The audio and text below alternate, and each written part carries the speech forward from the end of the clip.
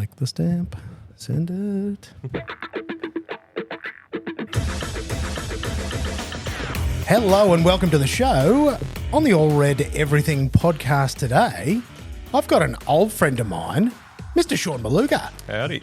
Welcome, brother. I am so excited to have you here because, mate, you left me for so many years. You've been living in New York. You've been, over in the States. You've finally come back.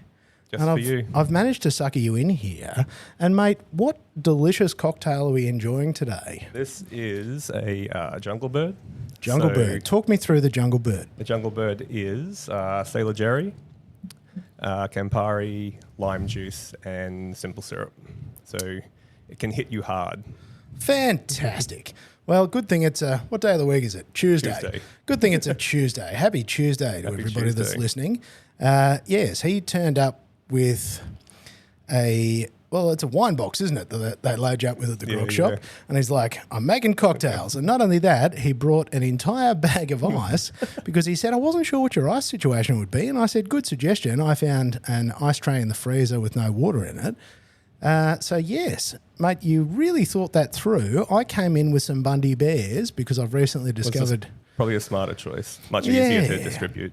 And did you see this? Now with no sugar. Yeah, I'm honestly a little bit scared by that. Yeah, as a big unit, I went, oh, look at me. I'm not having those empty calories. Yeah. Mate, I wanted to get you in here today because I'm fascinated to hear your story because you're a photographer, retoucher, you do a bit of motion stuff as well. You're a mad car enthusiast. You love doing up old shit boxes. You're the man that taught me how to use Lightroom and how to post-produce. There's a lot of things that I'm looking forward to talking to you about, mate. What's the work status these days? What are you sort of narrowing in on with the number of things that you tinker around with? That's probably the $1 million question. Especially moving back to Australia, it's like, what am I going to focus on now? Retouching makes the most sense to me. It's my skill set, and in terms of like the complexity of it, it's a pretty easy business. Like, you just need a computer and you need the internet and you need clients. So there's not really, in terms of coordination, there's always deadlines, which in this industry, as you know, there's always deadlines. But there's not too much. You're not planning locations. You're not organizing talent. You're not doing all that sort of stuff. So in terms of like, it's a little bit simpler in that regard. But mostly that's just that's the thing I've been doing for, 20 years. Nearly. So is the retouching. And for people that don't know what you're talking about and don't understand what retouching is, do you want to explain that? So, it's Photoshop. It's developing raw images and then retouching in Photoshop. So, I did nearly 10 years in a family photo studio, a family photographer. And so that was a lot of family photos shot around the world, sent back to Australia, and then we would retouch them here. So basically it's your Facetune, but manually. Yeah. So doing it and trying to make it look... Yeah, correct. You move the sliders and you make the skin go perfect or whatever the effect is that you're going for. But and that stuff particularly was also more, it's like travel, kind of like travel photography. Like, it's more like families in scenes and environments. So a lot of it was also cleaning up backgrounds and that sort of stuff. That's not really what I do now, but that's kind of what I did nearly 10 years worth of, whereas now it's a bit more towards the commercial side. So when I was in LA, I did work for a post-production studio where we did a lot of automotive, like all the ad campaigns, doing automotive, like retouching, little bits of other pieces like Facebook stuff and like some people, some products, but mostly it was car-related work. So full, like, brochures and billboards, that sort of work for cars. So. Which is perfect because I have actually recently asked you to create a couture shoot for my very own label, Living the Dream, which is basically built for middle-aged rigs. yeah, we don't look great, but what we'd like to do is go all out with somebody with your level of talent, and me. Well, you can see why I don't have the level of talent. Isn't that good? So what I've just done there is... luckily there's no electronics around. Knocked over a drink there. Mate, this is only my first cocktail too. No, we'll leave that there as evidence. But yes, you're going to help me develop the most fabulous Middle-Aged Men campaign. I'd like it to be inspired by the Target catalogues of the 90s, the Target, where you're sort of... staring off into the distance and you're pointing at things that aren't really there. Mm-hmm. I want to build a bit of that, but take it to a very high level. Yeah, so actually I have looked up a few of the old catalogues to get some inspiration, and it's I do think the juxtaposing your photos of your brand and then the next page having the actual pages from the old catalogue in it as well. But then I'm trying to work out, I think by the sounds of it, you want to do really high-end looking photography. Oh, absolutely. I want it to be ballistic. You don't want it to look like the photographers they had in the 90s you don't want it to blend in seamlessly. What I want to do is I want to leave a copy in Dior and have them not notice for a couple of days that they're living the dream. Yeah. Yeah, that's something we can definitely do. Yeah, that's what we're going for. So yes, you've got pretty mad skills, and you were running a series of classes here. Was I think how I really got to know you, because I was a dinosaur that was editing my photos just with Photoshop, and I remember that I would go through and I would write down the image number, and I'd be like 45274, and I'd go through and I'd have what was it, like a text document. And that was what I would use to then go through and edit specific images. Right. So you're going back to the folder of all of your images to find that one, and then yeah. So I'd go through them, like you'd flick through them in your photo viewer. Yeah. Pick out the ones that you thought were bangers, and then yeah. Well, I was pretty late to Lightroom as well. That we were talking before about the place I was working for shot JPEGs for years, because it was mid to late 2000s, shooting all around the world, hotel Wi-Fi, and shooting thousands of photos, and you couldn't physically send those back over the internet back then. So we were shooting JPEGs up until much later than most other people were. So I was retouching on JPEG images much later than most people when they converted to RAW. Yeah, and again, for people that don't understand, JPEG is a lossy format and RAW is a lossless format. But basically, it's the container that holds the data, and it's basically more data. And once it's down to a JPEG, there is less data to play with. So as you are touching that or retouching that, you have to be, I guess, fairly delicate. Yeah, and the biggest thing is, like, if you had a perfectly exposed image with great lighting, everything just worked out well, it's fine. It's totally fine. When you're shooting the way this photographer shot and it's very spontaneous, spur of the moment, you're capturing stuff as it happens. You're not setting up shots necessarily. You're following people around and taking photos. So you'll have a whole sequence of images that are all overexposed. And when it's a JPEG, you can't recover that. Whereas at least with a RAW, you can recover that detail most of the time. So you're kind of like stuck with what you've got. So there were a lot of times you had to put a sky into a picture that's blown out. Like you have to physically like replace the sky. But again, if you get a good exposed image, a JPEG's fine. But yeah, it is. Because our mate Dave Reed has been shooting JPEG up to the year 2024. I think he shot some RAWs recently. Right. But in terms of speed to publication, he just gets it right in camera. Yeah. So that it's just bang out, which is like old school news reporter style. Yeah. Where the stuff just had to be. Well, it takes out a whole speed to market process. Like again, with the Fuji cameras, I was shooting for a while, shooting JPEG and RAW at the same time, because they always say the Fujifilm, the way it renders an image is really nice. So I was like, I don't want to lose that, but also want to have the flexibility to do it my way if I want to. So I shot for a long time shooting JPEGs and RAW at the same time.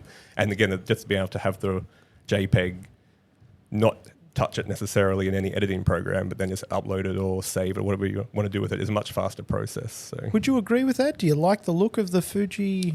I think if look? And you can do stuff in camera where you're basically doing presets in camera, so you can pick different. They've got different film profiles, all based off of old real film stock, right? Old Fuji film stock, right? And that's cool. And then in camera, you can make that more saturated, more contrast. You can recover highlights or shadows. You can add grain. you can do a whole bunch of stuff. And then if you shoot RAW, you can still do that in camera as well. So you can basically process RAW in camera. So what I do when I'm traveling, when I know these pictures will probably never see the light of day because I've shot 2,000 photos in Barbados on a personal holiday, while I'm traveling, I'll go through the camera, on the back of the camera, process the JPEG. So I could like go through and make it, you know, brighter, darker, change the color profile, do some small creative things to it, and then export it as a JPEG from the camera and then go direct to my phone and go straight to Instagram. So again, that for me, my like background's retouching, so I'd normally spend hours retouching, having that direct, like basically that night on my holiday, I can select the photos. By converting it to JPEG, I've selected the photos I want to upload, and then I can do, if it's too dark or too bright, I can do some minor stuff to it, and then go straight to the phone and upload it. So it's a much faster. If I don't do that, and it's a personal shoot that I'm not that inspired by, they'll just sit on my hard drive and never be edited. So I am familiar with that problem. yeah. The thousands of images that you're like, meh, and you go, it's such a waste because there'd be some crackers in there. Yeah, but you're like, because they don't inspire you for whatever reason in that moment. And or even that there's just too much to go through. Like I don't want to sit down and go through 4,000 photos that I'm not getting paid for. Pretty much. Yeah. And such is the problem with commercializing something that you're also passionate about. Yeah. It does make big chunks of it work. Interestingly, I've stopped carrying full DSLRs, and I've continued to try up until very recently, like even up until last year. I travelled with the C300 that we got rolling here today, and the C100. I've tried travelling with those and going, do I like this? My 1DX? And the answer is I just don't care, because my mobile phone does such a good job and it creates an image, not necessarily that I'm proud of. I know I can make better images, but it captures the moment in time adequately for me. And quickly. And not having to carry other shit. Pull it out of your pocket, unlock it, press a button. And then gone. Yeah. And I never thought I would be happy to let it go, because I was really fighting to keep and would travel on personal trips and all the stuff. Like I've even got my 400 2.8's been out on loan to a friend since last year, and I actually recently offered him my 1DX as well, because it's just a paperweight these days. Yeah. I don't have use for them, but I always enjoy what's possible with the cameras. Like I shot with your Fuji when you came out to Gordon Country, and I remember just that beautiful feel. Yeah. And it actually made me want to slow down and shoot more. I'm actually doing the Canon 1DX grip. If you're actually listening, I've got the thing standing here and I'm like, hang on a sec. I've always wanted a Hasselblad medium format. That's H2N, I think, was the one that really got me excited. Yeah. And then the phase ones, and I kept looking at how much a back was, and I'm like, oh, God. Because what are the dollary dues into a big Fuji these days? You've got one of these weapons here on the... so a bit between US prices and Australian prices, the conversions... Split it down the middle. I know when this came out in America, it was around 7,000 or 8,000 US. It came down a lot since then, because that came out probably like 2017, 2018, I guess. Right. And now I think that there's new generations as well, and I think you can get the lowest one for maybe 3,000 US, maybe. The lenses, that's a new lens that was 2,500 Australian on sale, normally about 3,000. So it's hard. The lenses for it are expensive, but I've been, up until this lens, I've been using Mamiya 645 lenses, so $180 lens adapted to this body, and it's all manual focus, but literally for 6 years, most of the photos you see on my Instagram have been shot with that lens, that 80mm 2.8 on this body. And I always talk about, like, it's not the gear that matters. That combo, I say, is a cheat code. Like, doing that lens on the medium format body, you can make an average photo look better. So, like, I had one really difficult shoot I was doing. It was an old guy with an MG. He wasn't really aware of what the photo shoot was. It was for a magazine. And Miranda's place. We just kind of shot it under his house. So it wasn't like a nice garage. It wasn't a nice location. And on that trip, I think I'd come back from America and I'd left this on the hood of my car in America before I hopped on my flight. Luckily, it was at the motoring club over there, and I called the guys to go and grab it and take it inside. But basically, I left the good camera in America.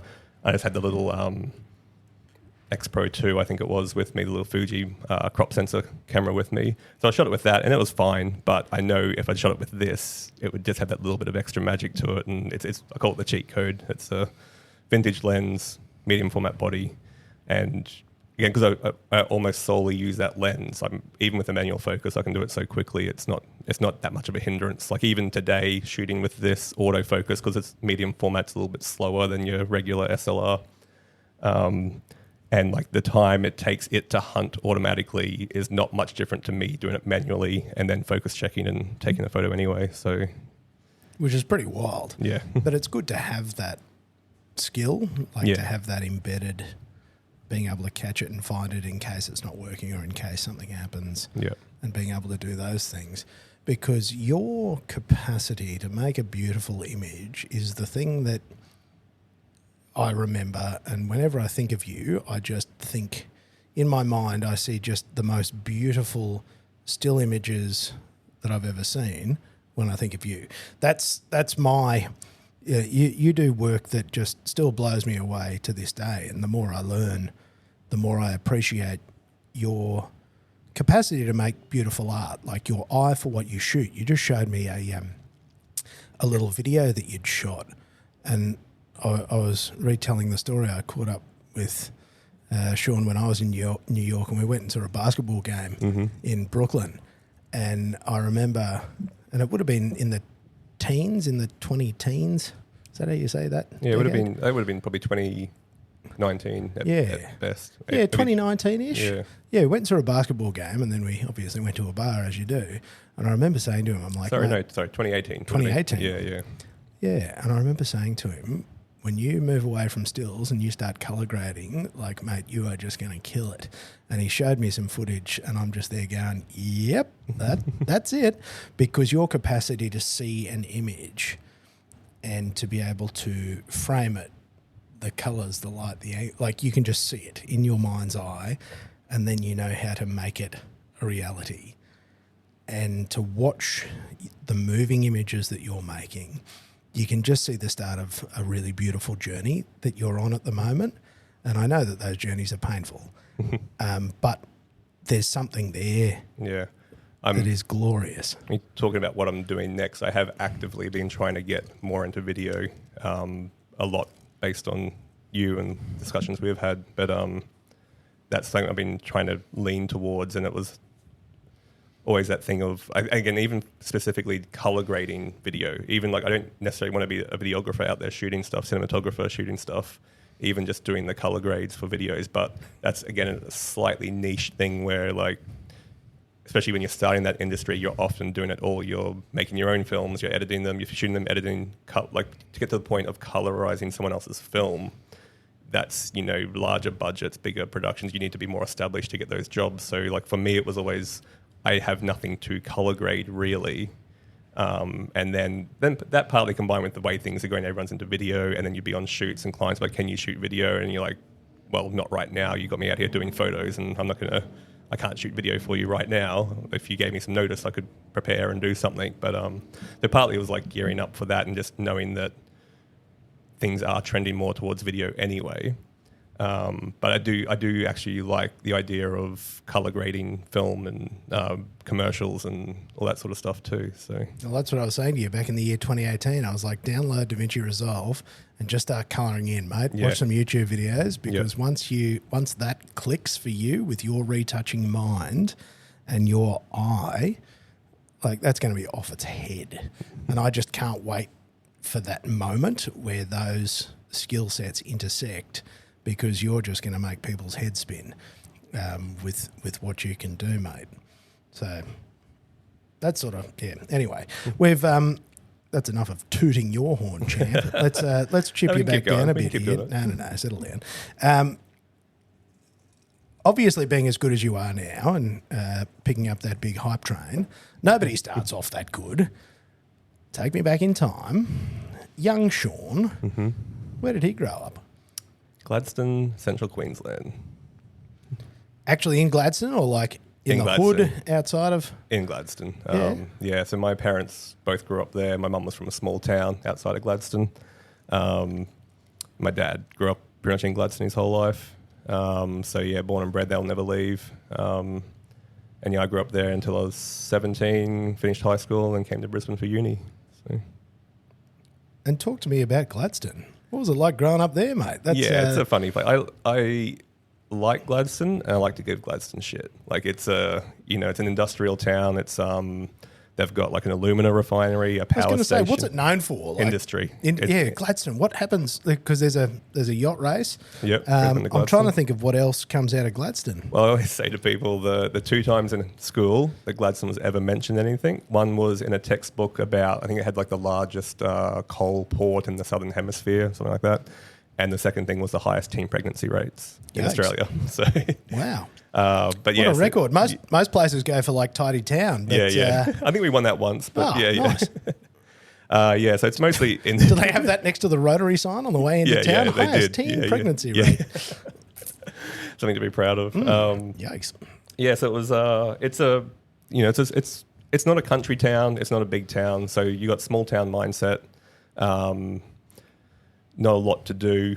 So you spend your high school. Hence teen pregnancy. Teen pregnancy, people out drinking, getting in fights. Getting bored. Yeah.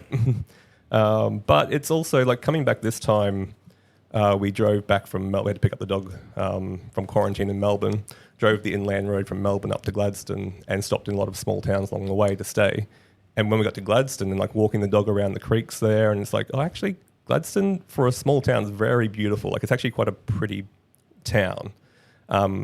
And again, like I always have given it shit, but I still like. I'm not. I don't think I'm any better than Gladstone. But I always like to give it shit as well. But coming back, but actually compared to a lot of other towns, small towns I've been to, it's actually quite a very pretty town. Just physically pretty. Like they've got like a marina there, and they've done that up with. So like they actually had cruise ships coming in and stopping there. And I'm like, if you hopped off the cruise ship and just walked up this stretch of the marina, you'd be like, oh, this is a nice little town. Like it's, it's quite a pretty place. And like at the moment, it's like I don't really like all my friends from school. Like I've moved, like all my friends now from university. So like I know a handful of people back there. I got my basketball team guys I play with, but I don't really know people back there. And it's just family. But yeah, it's an interesting place. So none of the school friends, everybody gets out. Do they come back? Because again, middle age does things to people, and you're like, how's the serenity? Yeah. You're like, no kids, no nothing. It's peaceful. I think some people do go back. I think most of my good friends from high school are all living all over the world at the moment. It's about 50-50, half move away, half stay, I guess. I don't know the numbers exactly, but yeah.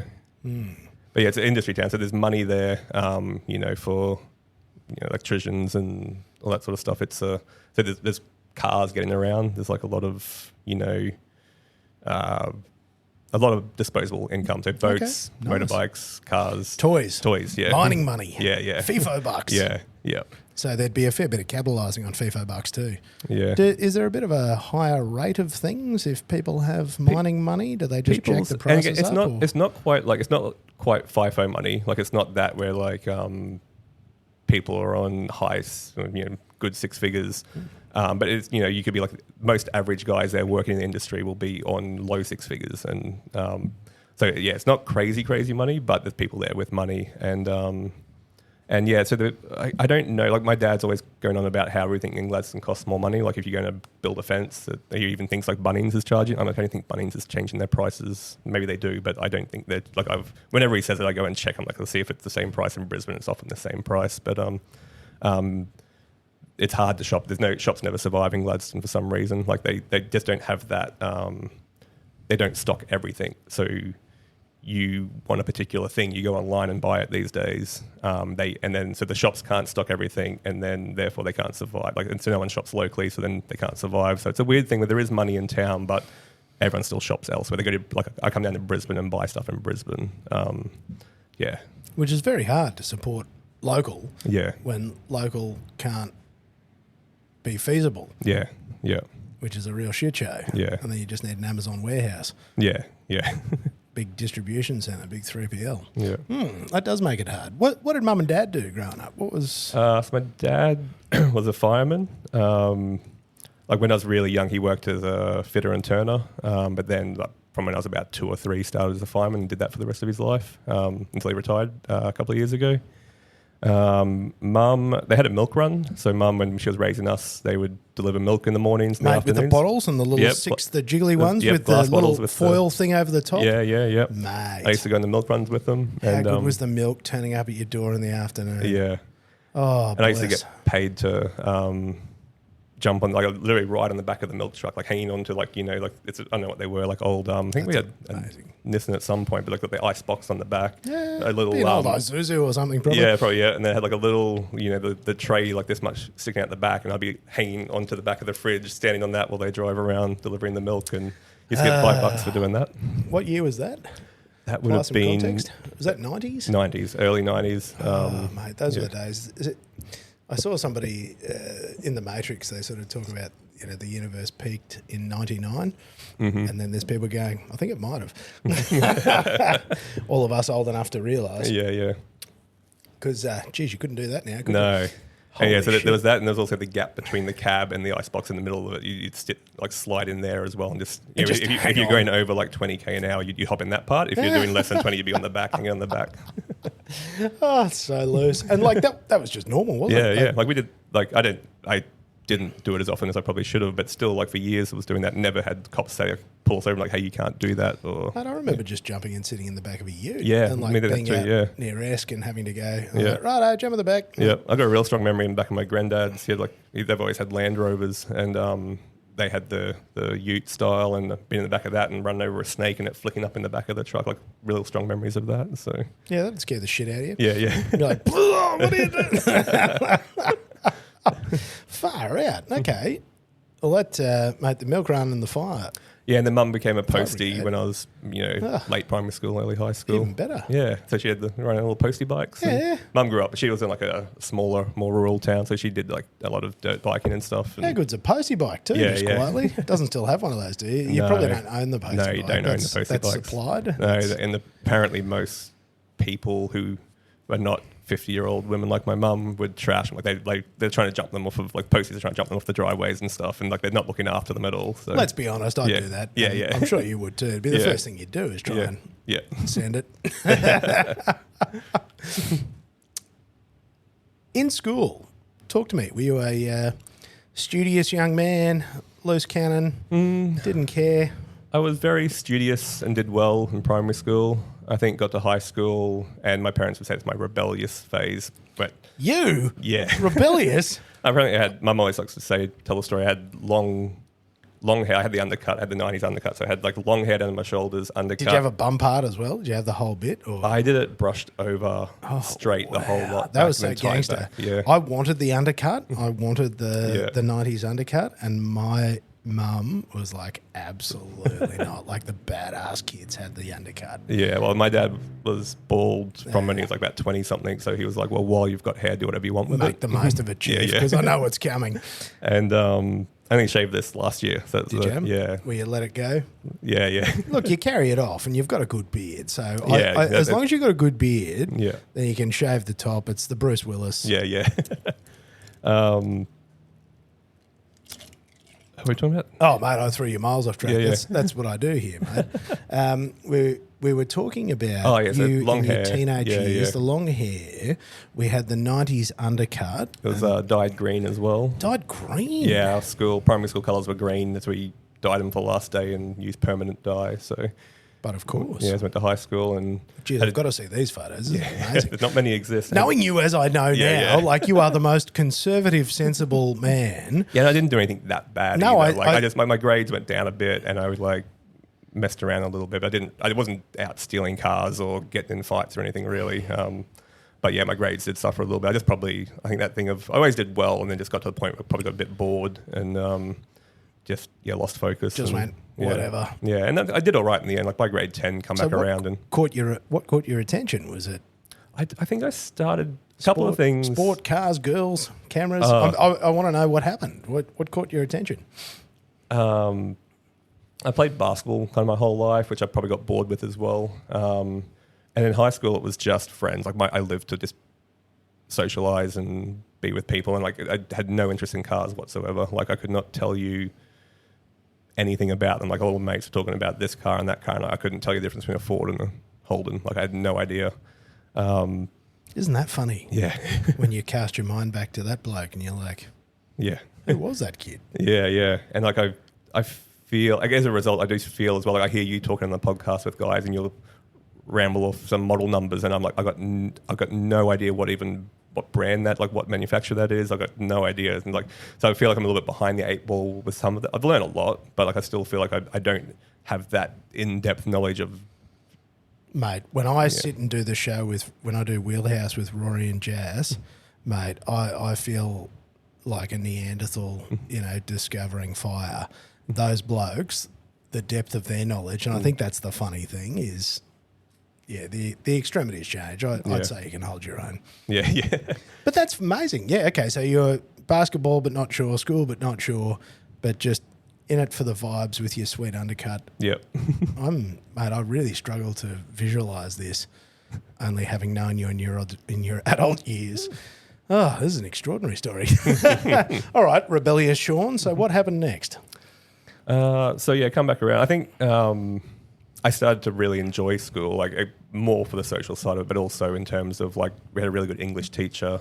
She really like a classic like Captain, my captain. Yeah, like real like movie story, like like someone who like me and a couple of my good mates were in that class, and we'd compete with each other to try and outdo each other with the writing and stuff we were doing. That's cool. See, teachers matter. Yeah, put love in. And then even art class. I remember going because I always drew as well. Like as a kid, I drew a lot. I drew cartoons and paintings, and my granddad taught me to oil paint and stuff, and did a lot of that and went to art in grade 8 and had that attitude that most people have about art. Like, oh, that's not art. Like I could do that, or like didn't understand it. So I remember doing art in grade 8 and hating it and getting bad grades. Then by end of grade 9, started grade 10, I started to understand it and then started to do well on that as well. Then by the end of grade 12, I got okay marks. So I went to QUT to do a Bachelor of Creative Industries in Communication Design. Do you remember what OP you ended up with? I think it was a 6. I needed a 6 and I got a 6. Didn't realise I had a fucking rocket scientist here with me. OP 15, mate. Nice. I was blowing out the bell curve. Mum and Dad sent me to private school and I shit the bed pretty hard on that. I could only go to TAFE. So, sorry, with your OP6 just bumping into doctors. So you went and did creative industries. Well, my sister got a 2, so I'm the bad so you're egg. the dumb kid. Fucking hell. See, I set the bar so low that as long as my brothers didn't go to jail, I reckon everyone would have been happy. Yeah. Creative industries. What did your folks think about that going into creative industries? How did that go? I'm fascinated to know. They were for that. I wanted to major in animation, 3D animation. So, I wanted to be an architect before going to uni, and then I changed to animation. And they were supportive, and they were like, "This is a good thing to do." Talk to me about architecture. Do you know what's funny? I bloody love technical drawing. I actually did that. At school, I love that at school. I loved the shit out of it. And I loved doing like an elevation and the 3 things, and I loved that. And then I realised you had to be good at math and science and a few other things, and I'm like, bam, bam. What was it about architecture? I think this isn't what I think I liked about it, but I think for us, something I realised later, I think it's mathematical or scientific creativity. Like it feels creative, but there are constraints in what you're doing. So you don't have to be completely like, I can do anything I want. It could be really abstract. You still have constraints to work towards, but it's still like you feel like it still has to stand up. Yeah, but then it's kind of like drawing. It's kind of like you're creating something out of nothing. There's all of those parts. So it's kind of like a very technical, creative thing to do, which one of my bosses described my like retouching work like that. Like I'm not this super creative person. I do it from a more technical point of view of like, this is how it should be done. And that makes sense because you actually taught me about the math in colour, which I guess I'd never really thought about beforehand. So that actually makes a lot of sense to hear that. Interesting. Okay, so the architecture, the technical design, the art, you can sort of start to see patterns here of how the road will unfold in front of you. And what sort of animation did you imagine yourself doing? So you go, fast forward to the end of my degree that I don't have yet, and I will be... I wanted to just be a 3D animator for, there's a studio called Animal Logic that were in Sydney. They did like the Matrix effects. They did all like the big, when Australia had all those tax breaks. Yeah. Mate, Bullet Time, were they part of that? Yeah. Like, to have come up with that and executed that in the year... Yeah. What was that? Was that 99? 99 is when it came out. I'm not sure whether they were actually like... They did all the visual effects for it. Yeah. I'm not sure how involved they were with the technical... Which was still massive. I'm sure they were probably involved with the actual filming of it too. I've got no idea. But I just know that they definitely did the visual effects. They might have been involved with the... Because it's astonishing how good everything was, considering that was shot and produced in Australia in the 90s. Yeah. And you think about other stuff that was produced in the 90s, it sure as shit didn't look like the Matrix. Yeah. That was like a world... like Weta. It was like Weta in Australia. It was slightly smaller, but they had all the big jobs back then, and that was the dream, to go work for like Animal Logic at least. Wow, okay. So like that and doing like Pixar. Like Pixar would be the absolute dream, but obviously a very difficult job to get. Got to aim high though. Yeah, mate, exactly. Don't you? Yeah, so that would have been the dream. Okay. Yeah, so that was a 3-year degree, and my last year was basically working on animation for a year. And at QUT, and I understand that they're creative school. I don't even know what you'd call it now. I know quite a lot of fellows that I've worked with over the years, and or people that have been through those courses, specifically QUT's creative industries, and that's a very strong course. I've seen really good outcomes from that. So when we did it, I think I don't know if we were the second year that degree was offered, or it was early days at least. What year have you got? 2002 to 4. 2 to 4, yeah, okay. Yeah. I know it was early days, and our year level was quite disgruntled because by the third year, they changed the course structure and were trying to make us do first year subjects in the third year. And it didn't work out that way, and to the point, like I was mostly working on animation for a year straight for my third year. But yeah, so the people were pretty disgruntled, and there was not, I think it was partly also unrealistic expectations. You think you're going to go to uni with a job at the end of it, you're going to come out and they're going to like put you into a job, but like no one really kind of got work directly out of uni. Yes, because it's a university for the real world. I've seen the ads, and then you do your degree and they go, okay, so we need 5 to 7 years experience, and you're like, what? Yeah. Like, you didn't put that in your fucking brochure, did you? Yeah. Yeah, okay. So the course was still early days, because I guess I've only met people who come out of it more recently, so probably in the teens. But it was still a good degree. Like in terms of a creative degree, you could really tailor it to what you wanted. Like you had to do, in the first year and a half, you had to pick, I think it was 2 core subjects every semester. Then your other 2 were from electives, which were, it varied throughout the years, but by the end of it, you're basically picking all of your subjects. And it could be anything from web design, sound design, animation, theatre, photography, there's such a wide range of subjects you could pick from. You could tailor it to what you were interested in. That's amazing. Yeah, so it's good for that in that regard. But in terms of, again, what people's expectation of going to uni is, I'm going to go to uni, then get a job. It's not that. It's and good. That was a very 90s OO's expectation as well, because that was, I don't know if that was beaten into you. Yeah. But the path was school, university, successful money. Yeah. Successful white collar job. Yeah. Yeah. And that painted picture was a lie. Because we came out the back and we're like, nah. Yeah. So I, out of uni, didn't have a job. My animation I was working on didn't finish it either. That's the other thing. It was like such a... Also back then, getting into the weeds of animation stuff, is back then you were doing everything yourself, whereas now you can download libraries of like everything from models to animations to textures to like everything you can kind of like... So what software would you have been using back then? I was using Maya, and Maya and 3D Studio Max were the go-tos back then. They were kind of like the main 2. There was it Cinema or Blender? No, but I think... Not sure if Blender was around back then. But 3D Studio Max, that's still kicking. That's still kicking. I think Maya now owns 3D Studio Max. Like Gotcha. Autodesk owns both of them, I think. Oh, Autodesk as well. Okay, so they're all one and the same. Yeah, that's all the same thing. But I think they still have the 2 separate 3D Studio Max was always the like more indie do everything software. Maya was more of the technical. If you want something to do properly on a movie, you want like some sort of particle effect, it was the more technical software back then.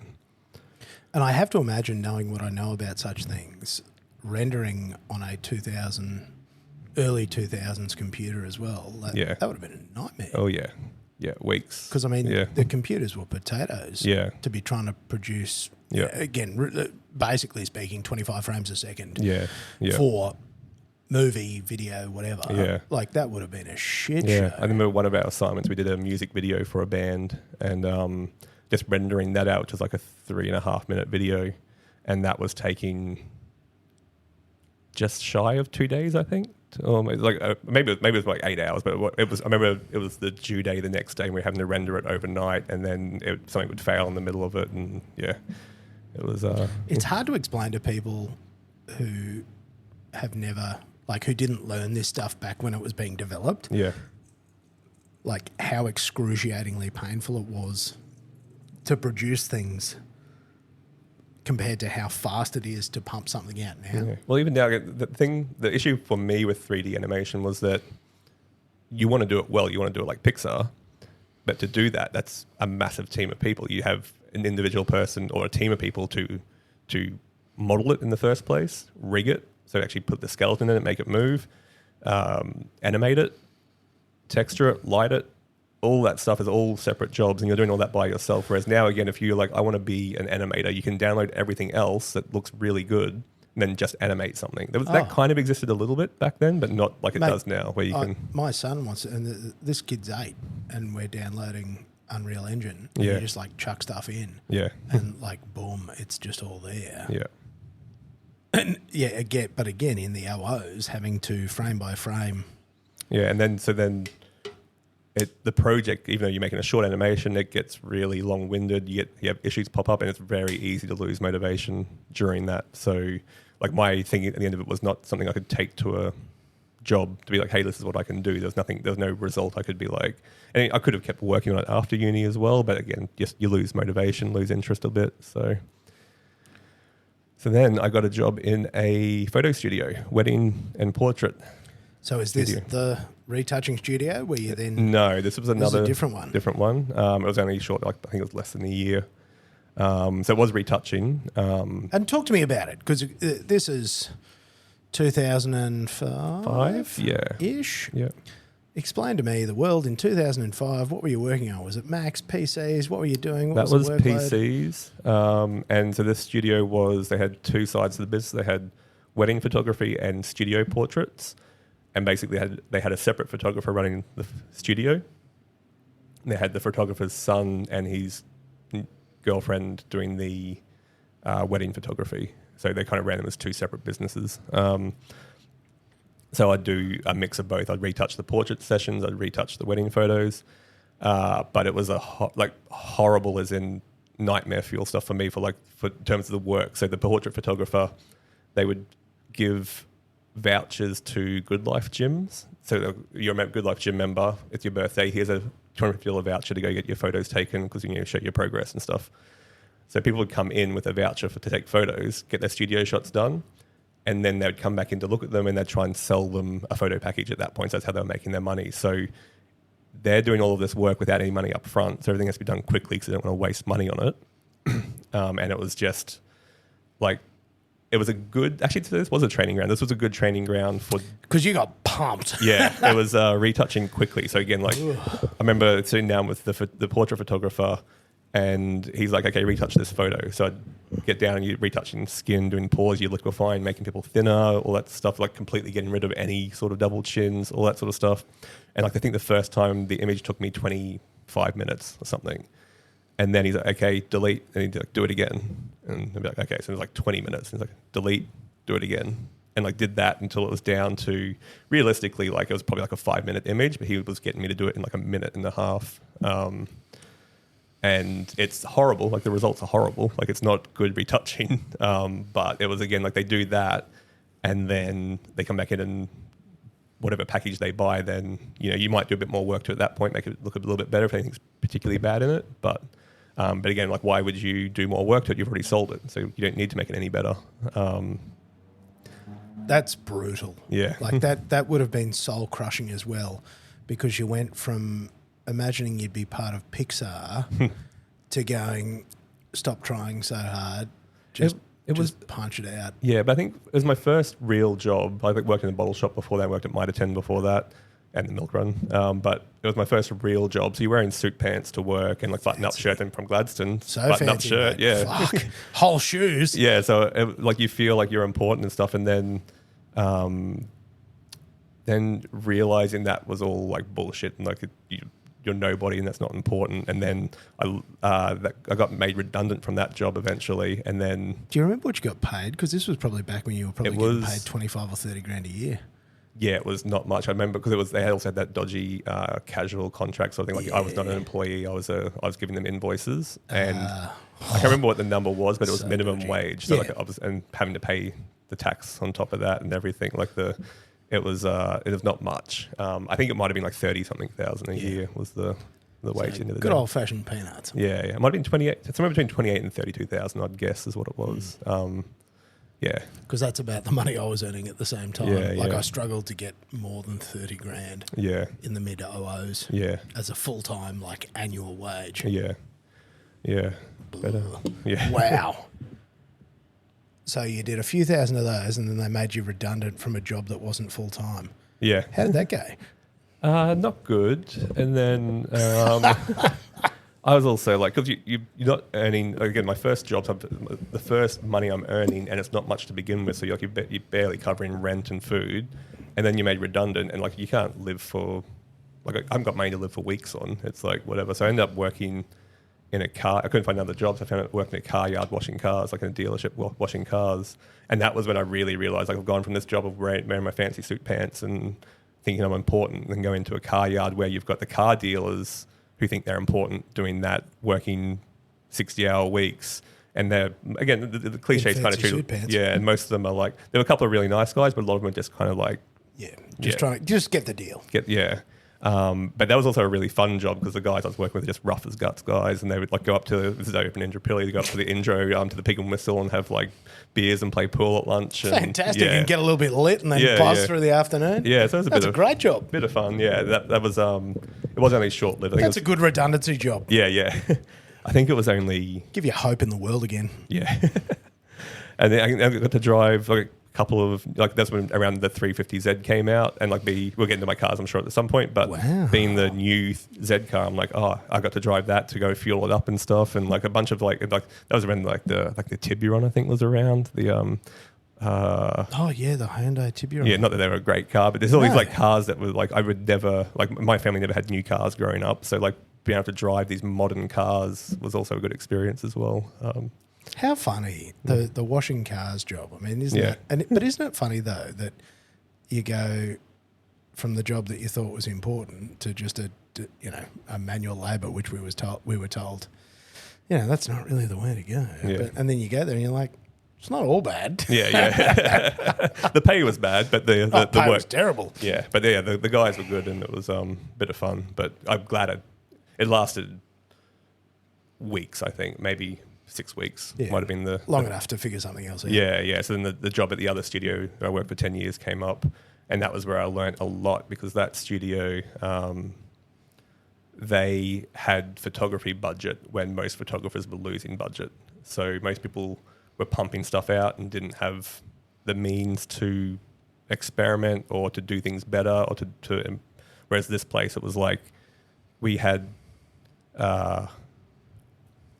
again, you're doing these are family photos mostly, a photo album of like 200 pages. So there's 400 photos in this album, and you're printing out one photo 8 times because the skin tone's not quite right. So you print it out and go into a lab as well. So it goes to a lab, you pick them up, comes back, and you're like, oh, it's 2 points, 2 magenta. So you're taking out magenta in the midtones, and you go, actually, but now it's 2 whatever in this shit. So you're going, that was a really good way to learn color when you're being that kind of like the... Holy shit. How did you get that job when you came in and you were the minute man going, Yeah. I can retouch this slot box in Yeah. Well, 60 seconds or less? So I think the interview process, I think having had that experience with... I also had used Photoshop for a long time. Like even though that job was my first like lesson in retouching photos like that, my pop was into photography, so he had cracked versions of Photoshops back from version 4 or 5 or something. So I'd played with it for years.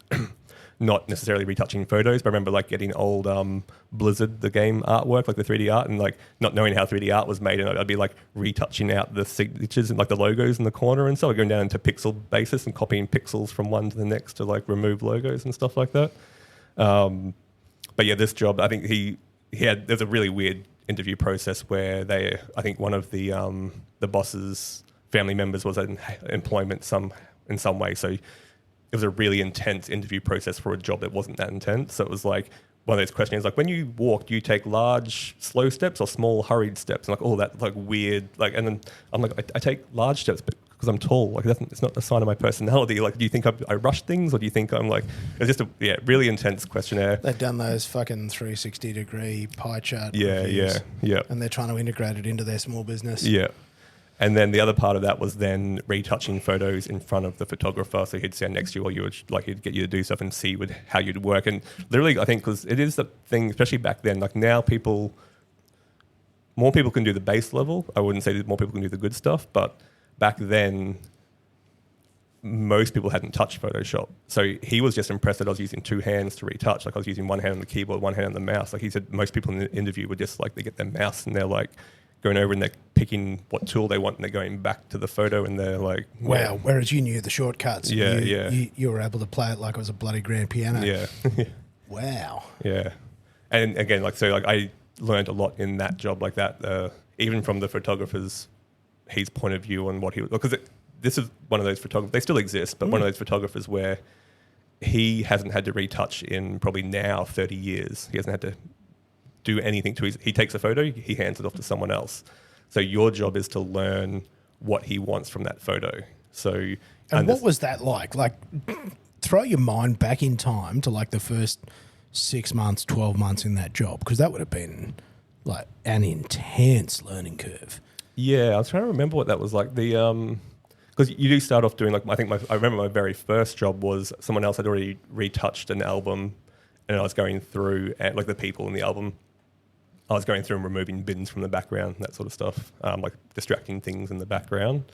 And then you slowly work towards working on people. And like now looking back at it, it was very heavy-handed retouching. Like the amount of retouching we do to people back then. You look at it now because now we're more educated about it. If you look at your photos from back then, you wouldn't show them to anyone because they'd be so embarrassing. But it's burning in around the necks, and like people who had moles and freckles completely gone and like completely smooth skin. It's all that sort of like... I've got some 2007 or 8,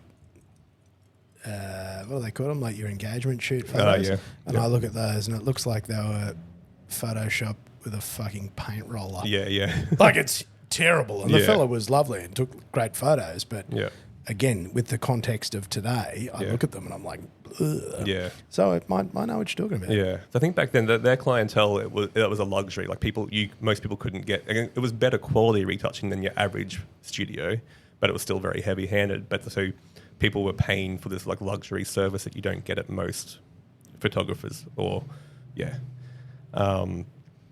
So you work up to doing the people stuff, and it was also, though, it was a minimum wage job to begin with too. Like it didn't pay very well. Their philosophy was very much the old school. We owe you nothing.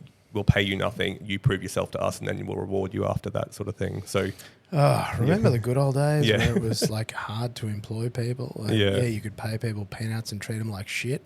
Fuck, I missed out on all that. Now you just do it to other people. So. No, you got to pay people top dollar and be kind to them. It's But yes, every job I had in those years, I was paid minimum wage and treated like shit. Yeah. Wow, that's insane, isn't it? Yeah. And okay, so that progression, so you went from photoshopping bins to Photoshop. Like, how?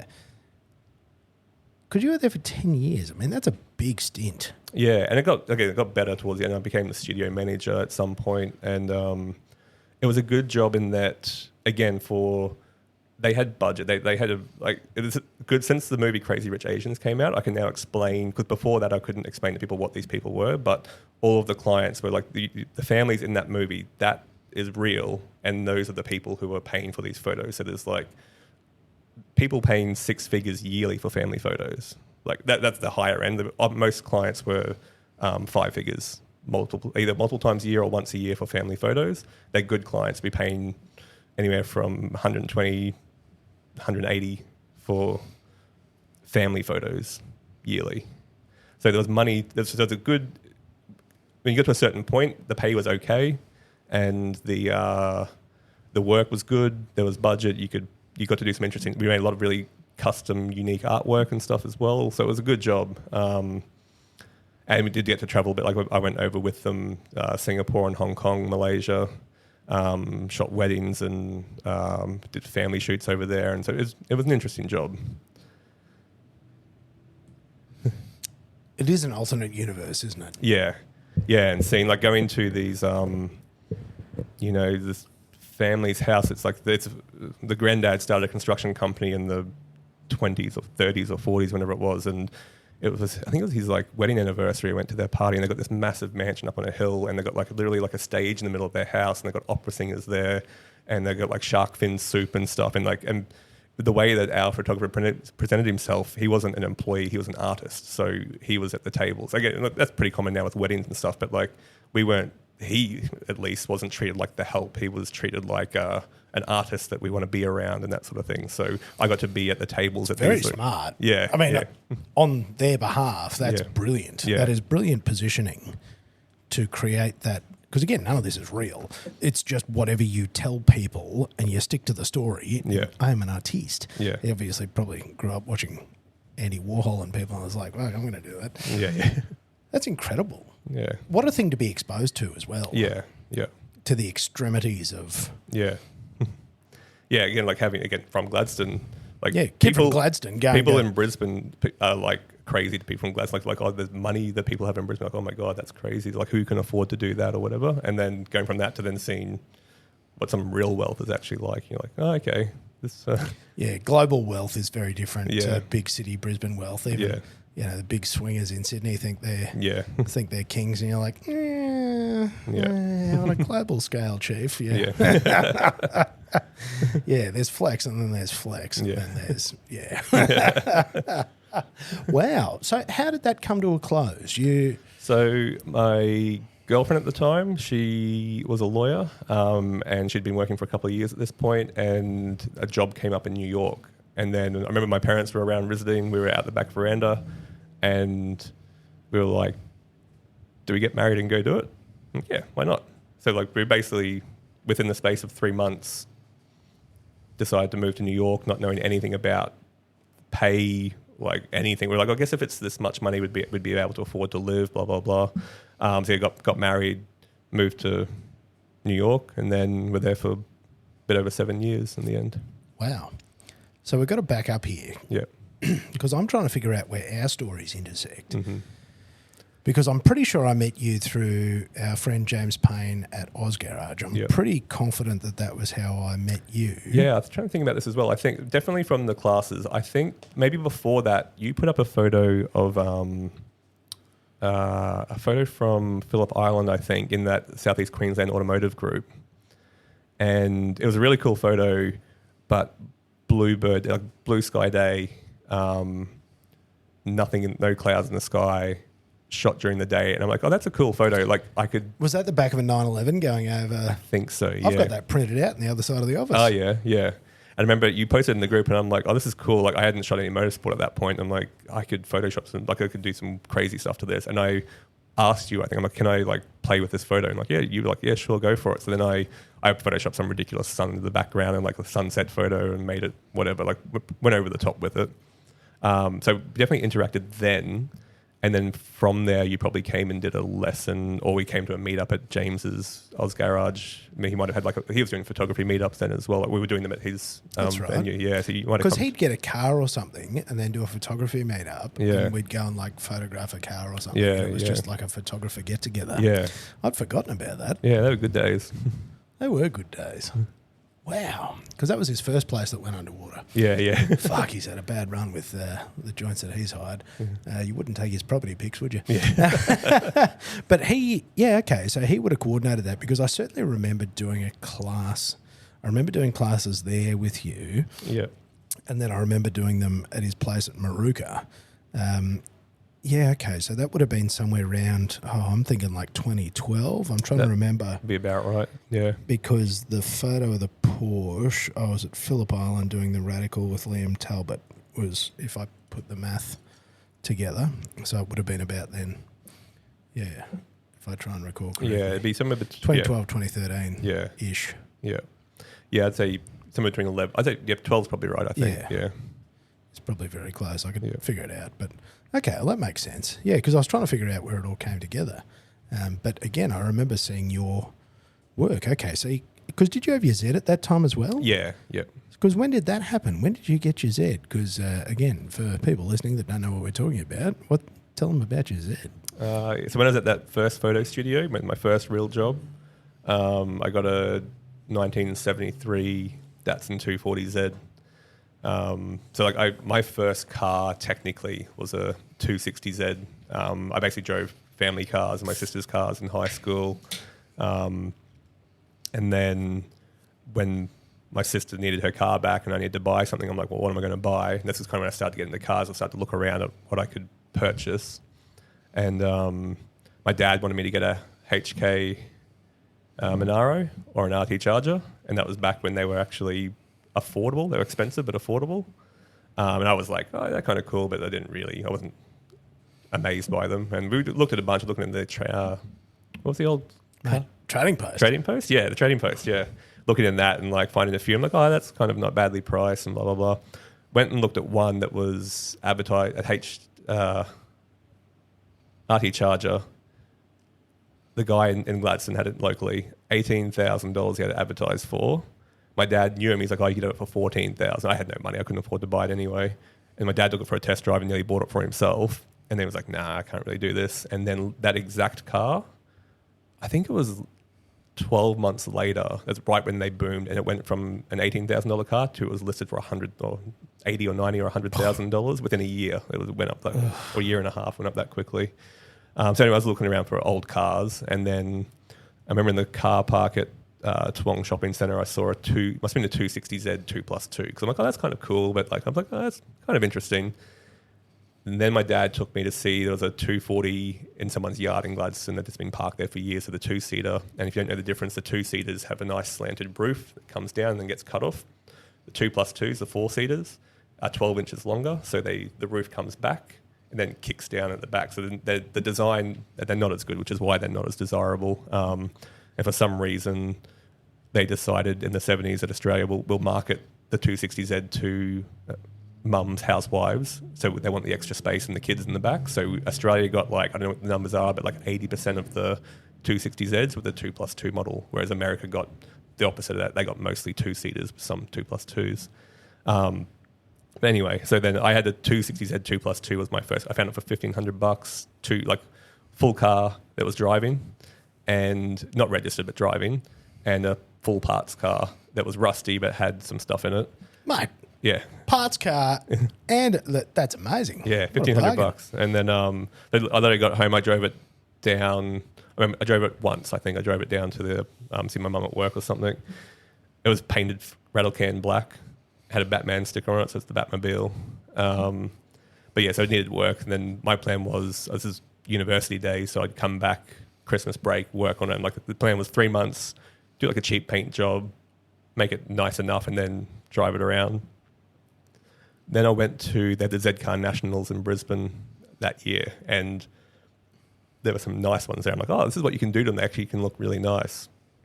And crap. Yeah. So then it went from a small project to literally, oh, we'll do this. We'll might as well do this. Might as well do this. And then like to this day, it's in grey primer in my dad's shed still. And that was 2002. Oh wow. Or 3. I bought that one. So anyway, because it was a 2+2, I then always wanted the two-seater. Got my first real job. This one came up for sale. It was the colour I was going to paint mine anyway. It was a two-seater. Like all the work had been done. I could drive it now, and it was expensive at the time. But it was He had it listed for $24,000, which was the higher end of the market back then. There were a few might as well have been $1 million for an old car. Back there was then. a couple of like proper race cars that were like 40 and like show race cars that had got the work done for racing, but then have also got good paint jobs and like they've been restored and they're also made to track. and they were like 48 to 60 was like they were like there's 2 cars in the country like at that sort of range.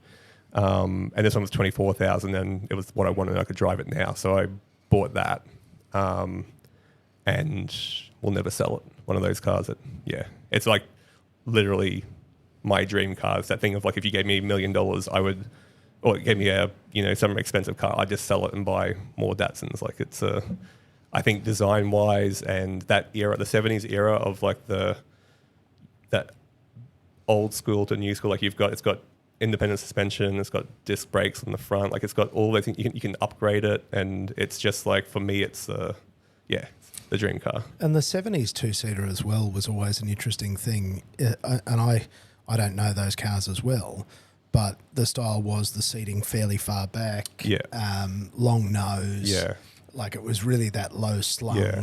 It's that there's nothing practical about it. Like Absolutely this is not. My personal rocket. Correct. They're just silly. And that's why they're awesome. Yeah. But again, had 70s tech, which was actually on its way at that time. Yeah, and the Datsun at the time was known, like it was ahead of the competition. It was like putting that stuff into a budget car. So it's got this mix of, it's not a pig to drive, it's good to drive, but it still feels like an old car. It's got a bit of charm. Yeah, exactly. Yeah. That's a lot nicer. Yeah. And so that's the yellow one that you've got. The yellow one, yeah.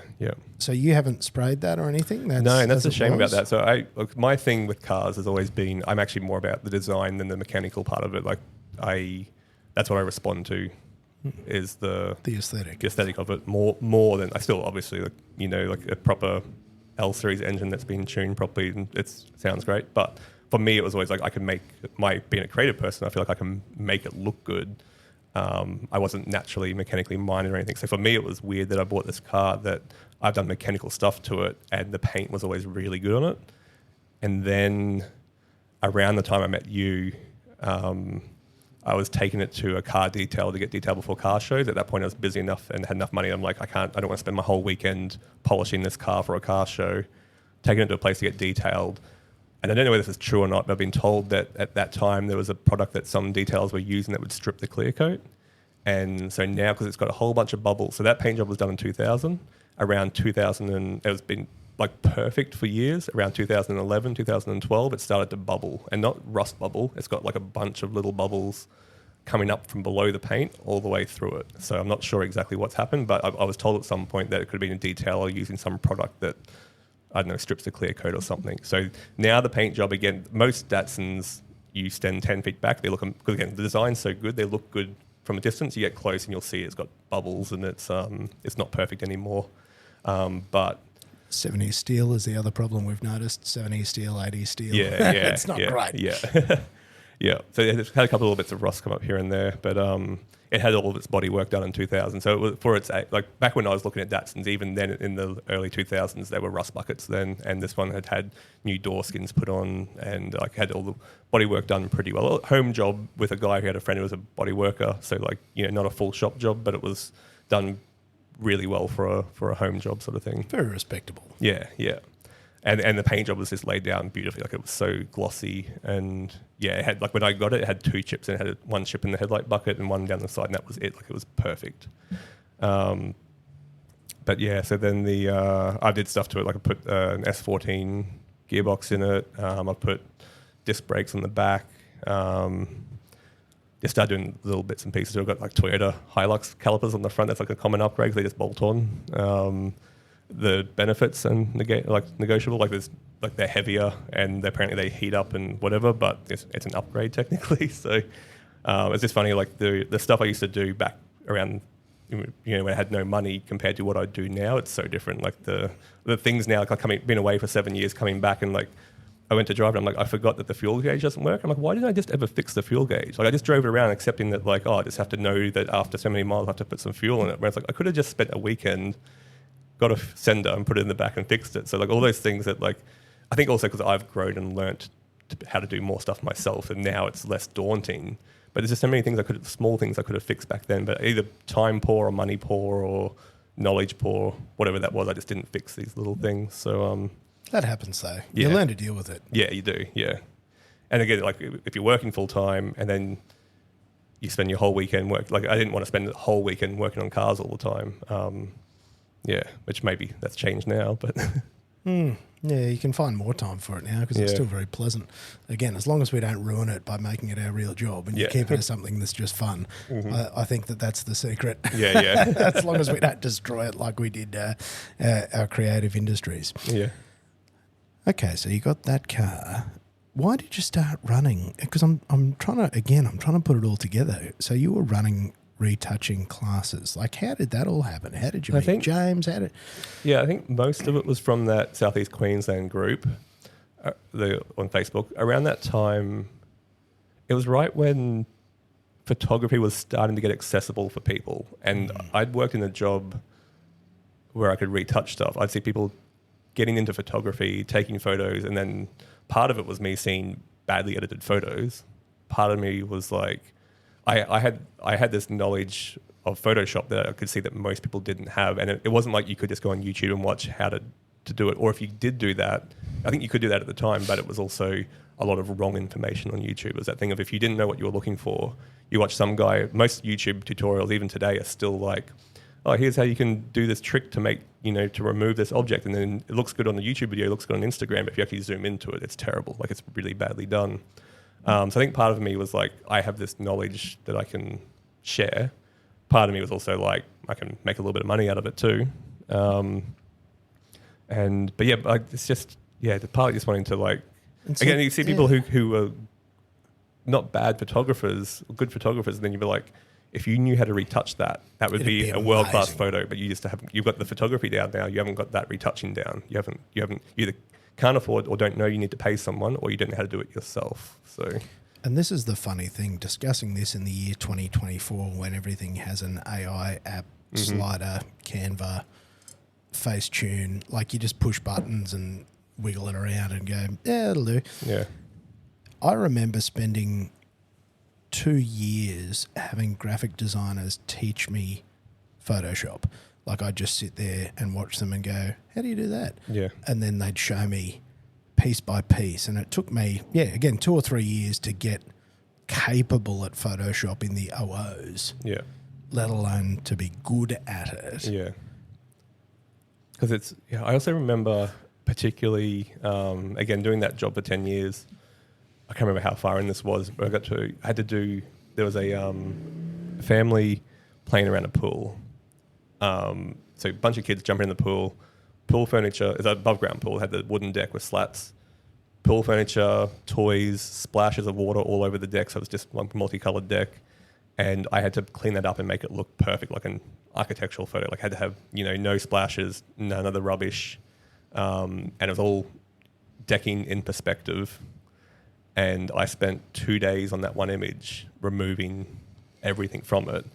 And that was a good lesson in, like right now, I can, from not everything, but for the most part, I can remove something from a photo, no problem, and won't take me that long either. Like it depends on how complicated it is, and like if it's something covering up something complex like a car, and you haven't got a reference that you can take from for that, that's difficult. But in terms of like background stuff, if there's something there, remove it, and then minimal clicks too. Like, to me, it's like a very simple thing to do. And then I watch people who are learning doing it, and they're like clicking 100 times, and that's when things get blurry and messy. And it's like it's something that like, and then it took me a long time to get to that point as well. But I remember now it seems so easy to me, but then watching people doing it and like they can't quite do it. I'm like, this did take time to learn, but it is, once you know how to do it, it's very simple. And and it makes sense. And it also reminds me, that was a great group and a special time. So it was SEQ Automotive Photographers or something, and it was a little Facebook group. Still exists.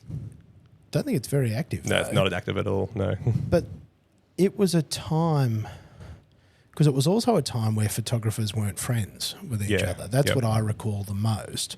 And that was part of why I, in particular, was very giving with what I had, because all the professional photographers that I met when I was trying to push my way in to commercial motorsport, mate, you were just getting blocked out. Mm-hmm. There was absolutely no room for anybody new, and it was just fucking barricades. Yeah, and it was like, get out, you are not welcome. We will not share our information. We will not share our secrets. Like, fuck off. And that was anywhere you went. And it wasn't. It was very unpleasant. Yeah. I found it fucking horrible. Everywhere I went, always having arguments. Yeah. Arguing with security, arguing with event staff, just always arguing and fucking fighting with people. Yeah. And all I wanted to do was like take photos of shit. Yeah. It was awful, awful. And I remember that group and going, hey, like, we're just all people that like the same shit. Why can't we just get along? Yeah. That was my big memory of that as I sit here and think back about why I put so much time into the shit I'd share in that group. Yeah. Yeah, it was very weird. Photography was very weird. I don't know what it's like I think now. it's that it was the people who had been working in the industry, and the industry was crashing a little bit, and like the industry was collapsing. Yeah, so they were like they were worried about them losing money, and then you got all these new people again. Like photography was becoming more accessible. You got all these new people taking photos, so there was probably a lot of even subconsciously being like, you're going to come in here and take my job, or even the thing that we know of that, like you come in here and companies will be like, well, I could pay this guy who knows what he's doing $3,000 to do this job, or this kid who will charge me $300, and not really understand the difference of the result they're going to get. They're taking our gerbs. And look, let's be honest, the race to the bottom won. It hit the bottom. Yeah. They were right. Yeah. They were right trying to protect what but like you couldn't stop it. Yeah. Like you were trying to stop a fucking tidal wave with a thumbtack. And so I knew that it was, you had to differentiate yourself in some way. And for me, my thing, like getting into photography, was I started from retouching. So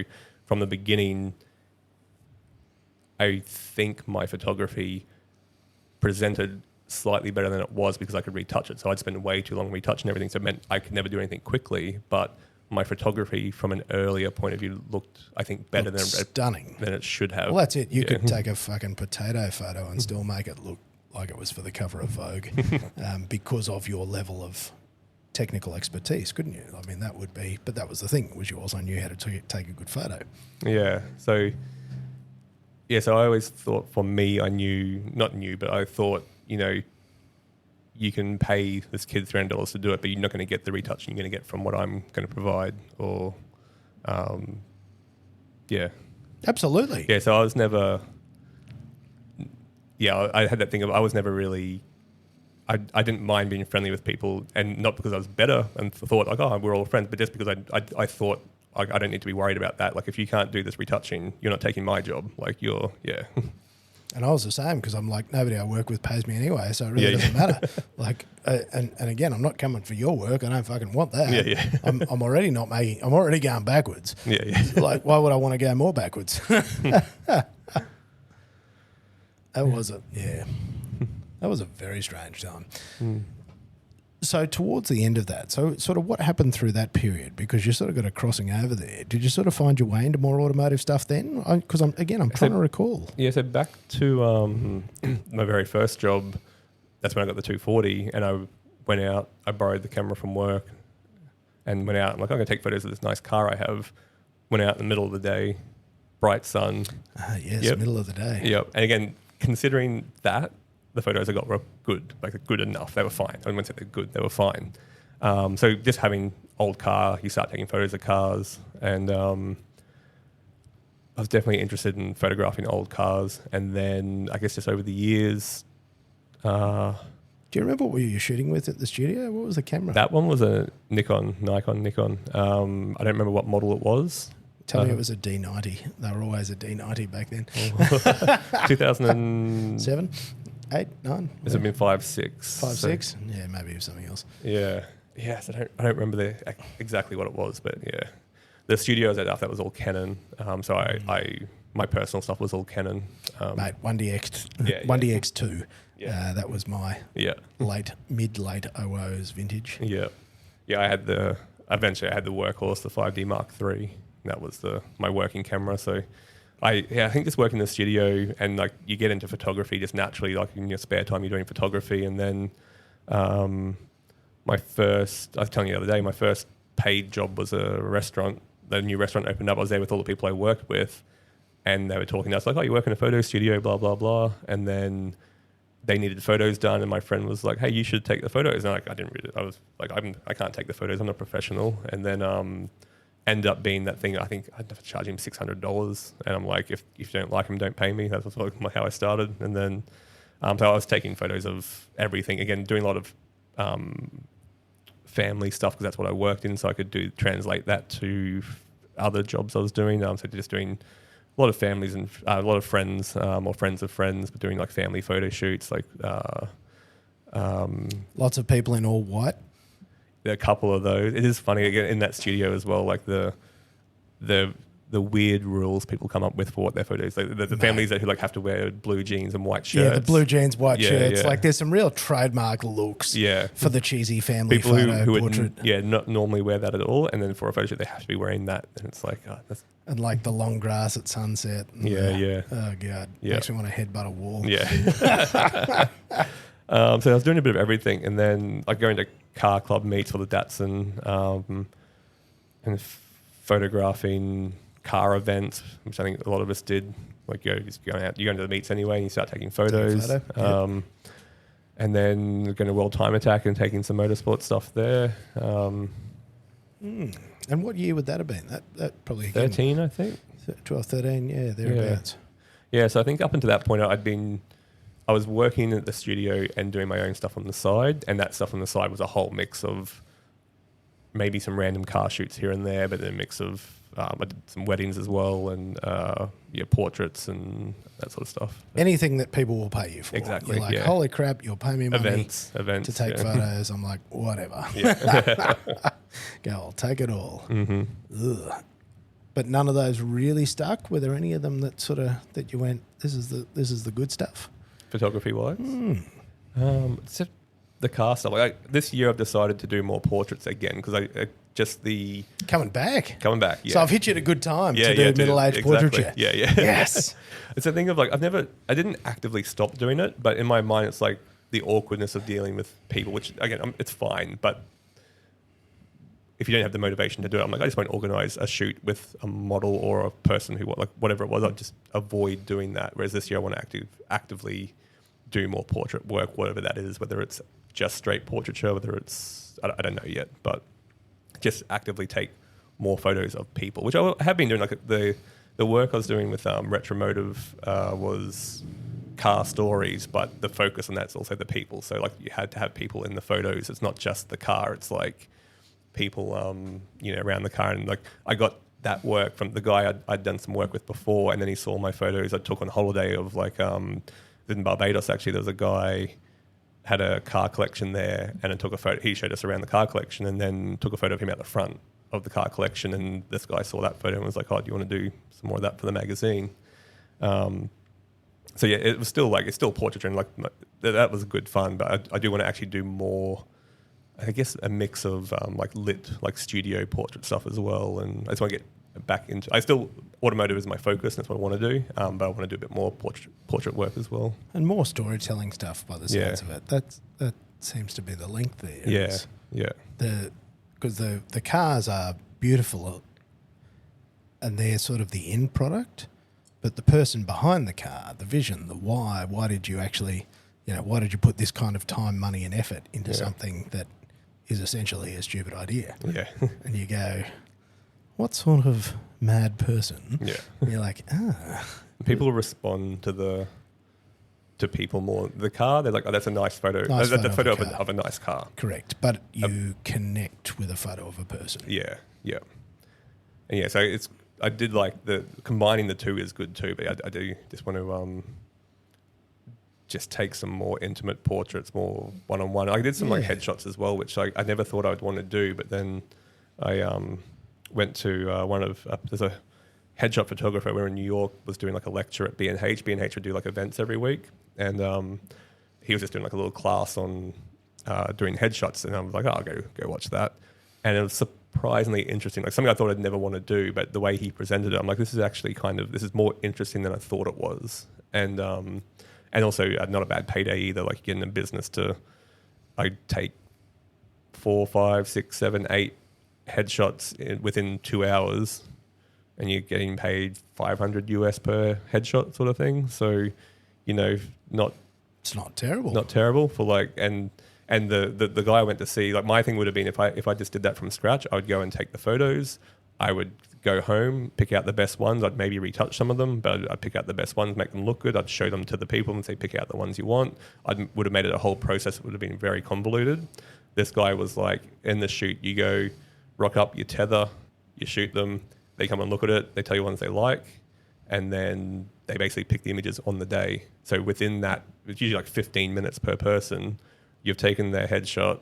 They've picked it out. All you got to do now is just retouch it. And see, that's very clever because it gets rid of the delays and the communication and the, hey, have you had a look? And the thing as well, like particularly you learned about people being weird about photos is that a lot of people do need their hand held and need to be guided through it. And if you leave them to themselves, they are bad. Yeah, they either are embarrassed by it and they won't want to pick anything, or they can't. It's too overwhelming or whatever it is. So being there in person, getting it done like that is much quicker than there'll be people like, again, the job I worked in, there were certain clients who would just let us do our thing, be like, whatever you think. And there are other clients who they'd do a shoot and then wouldn't get them for a year and a half because they couldn't decide on what they had to personally decide on everything, and they couldn't decide on what they wanted. And so eliminating that from the process is... it's like when people share design or things to like the neighbour's dog, and you're getting feedback from everybody and you're like, oh my God, this is not relevant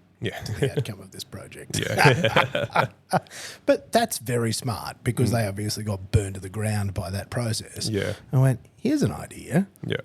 Force them to make the decision now. Yeah. And then it's done. Yeah. And then they don't think about it. And then it turns up and they're like, oh, yeah, whatever. That'll do. Yeah. Because it's too late. Yeah. And they don't have an option to... They just don't want to do a photo shoot again. So as long as they've got something that they don't hate. Close enough. Exactly. As long as they don't hate it, because nobody likes a photo of themselves, particularly because they're used to seeing themselves in a mirror, which is a reversed, and then when they see themselves in a photo and they look different and they don't realise why, which seems to be something else I've noticed. So the same time I went to this guy's lecture or class on corporate headshots, I also went to Peter Hurley. He did one as well, the same thing, but about just he does headshots, like portraiture in general.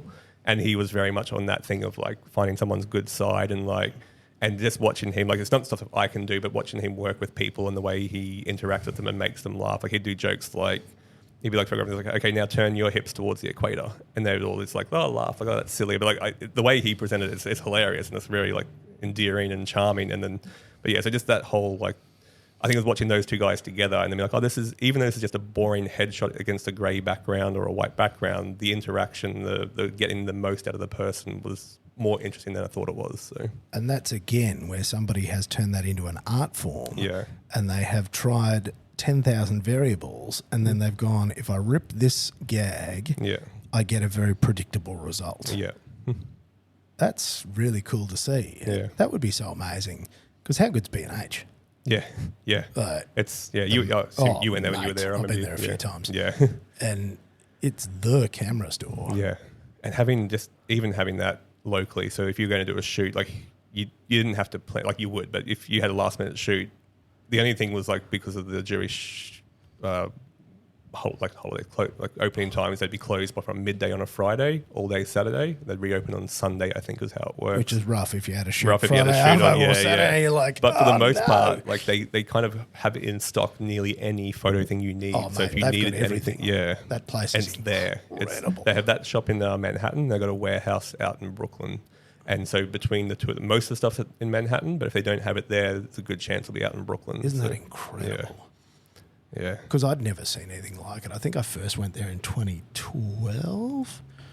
I actually bought my carbon fibre Gizzo monopod for my 400mm when I went there the first time in 2012, 2013-ish. Yeah.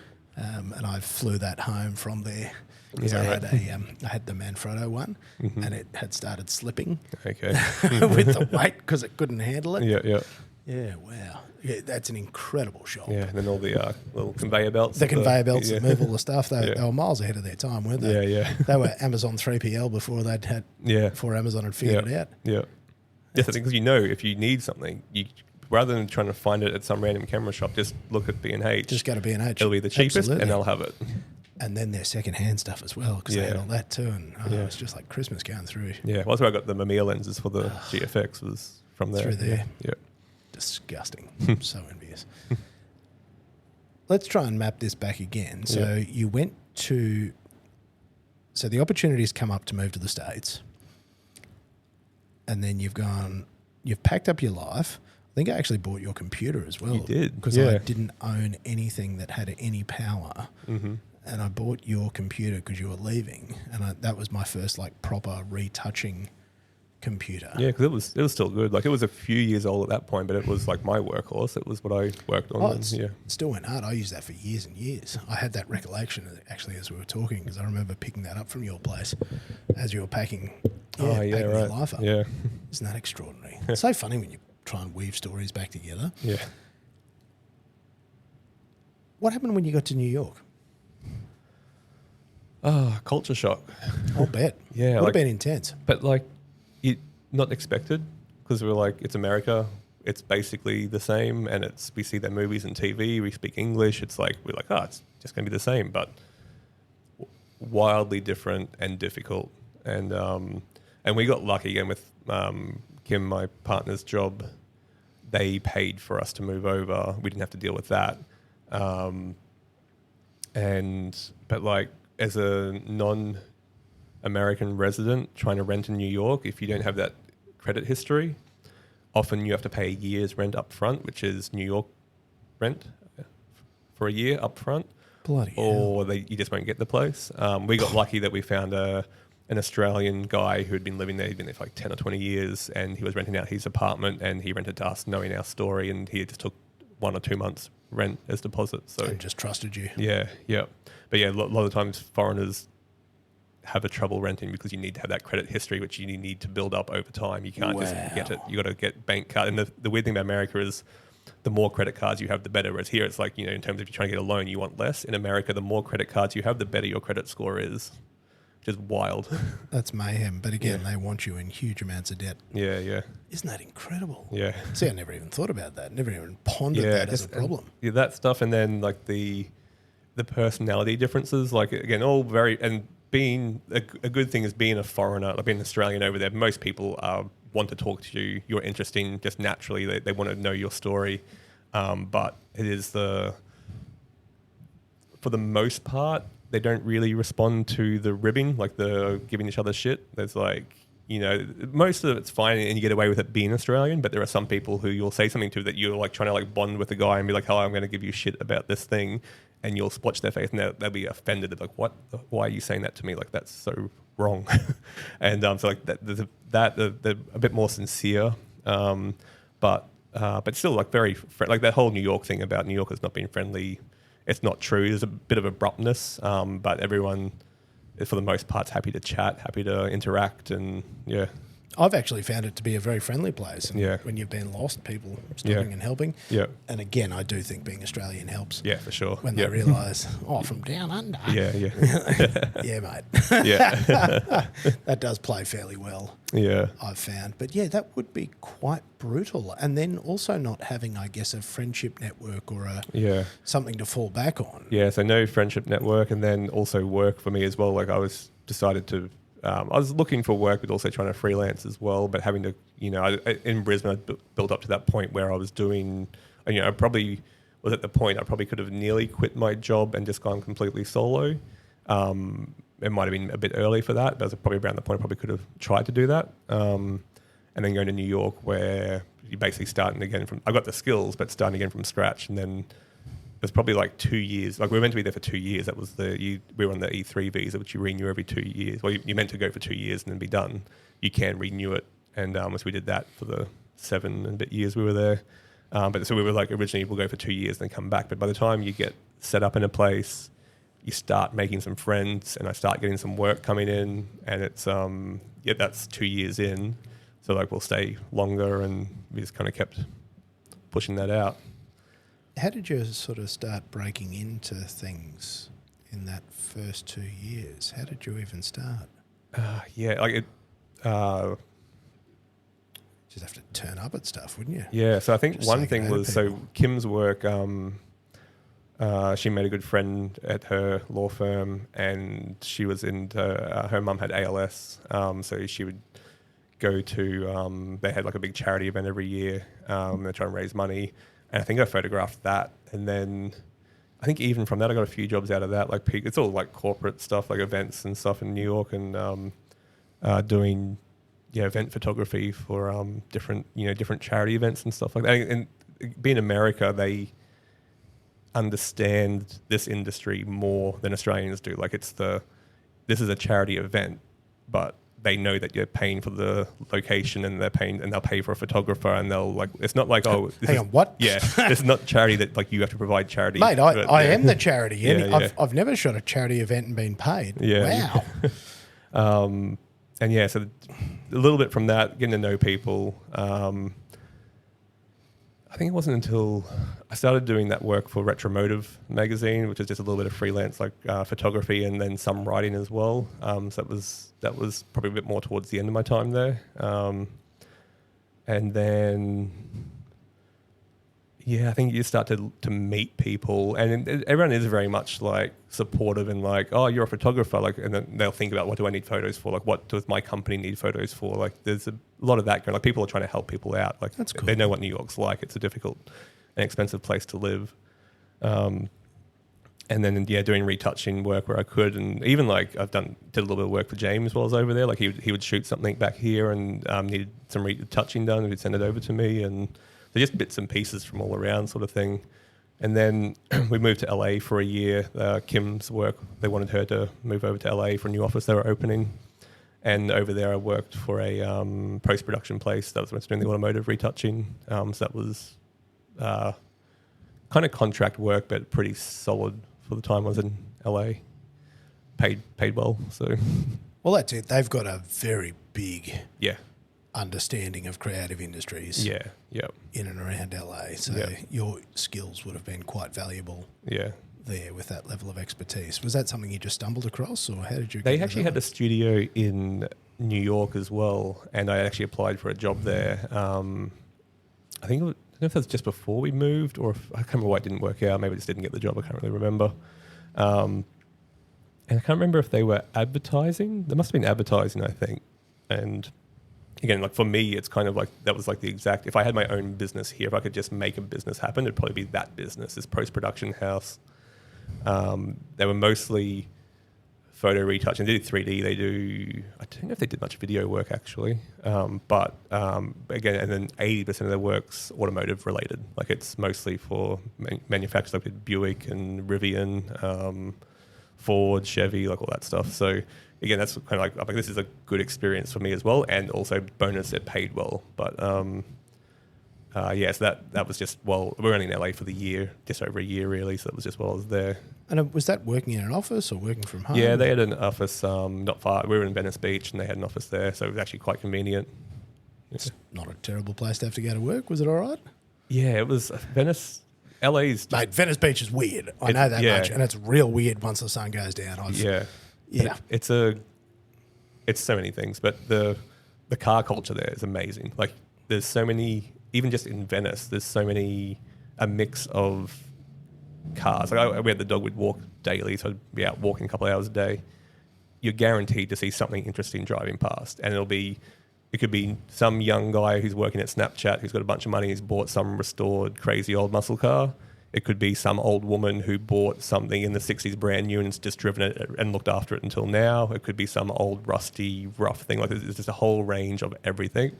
And like you walk down the back streets, they've got all like the alleyways behind the houses where they put all their bins and stuff. You walk down those, you see all the cars parked out the back of the places, and that, and then the beach, and you feel like you're on holiday. Like it feels like you're on holiday every day, basically. Because it's quite beautiful there. Yeah. Once you get past all the weirdness. Yeah. And the it felt more dangerous there than New York. Mate, I always found Venice Beach, particularly towards the evening. Yeah. That. The crazy sort of comes out a little bit. Because there's a lot of people living down in the parks, and it's a very... Yeah. Whereas like New York, it felt more like there were homeless people who were literally just trying to survive. And then LA, it felt more like there were people who were messed up, like on drugs or whatever. They were mentally not quite there. And then they were unpredictable. Whereas, Correct. And it felt really dangerous because I remember we accidentally sort of ended up there, my wife and I, and we're like, uh-oh, like this is bad. And it's got worse during COVID too. Like we went back, because we lived there in 2019, and then going back there, we were there before we flew out, obviously, and Kim's office was on the beach in Venice, and we lived about 20-minute walk back from that, and that walk back is now people the whole way sort of thing, just look tense and it's a real mess, isn't it? Yeah. It makes me very grateful. Anybody that spends time overseas, there's a lot to be said about taking care. There's a portion of population that just needs help. Yeah. And I think that we actually, despite everybody's criticism of the government, I actually think that we do that very well. Yeah. Compared to places like if you haven't seen the tent cities on the footpaths in LA, and how revolting that is, and how out of control it is.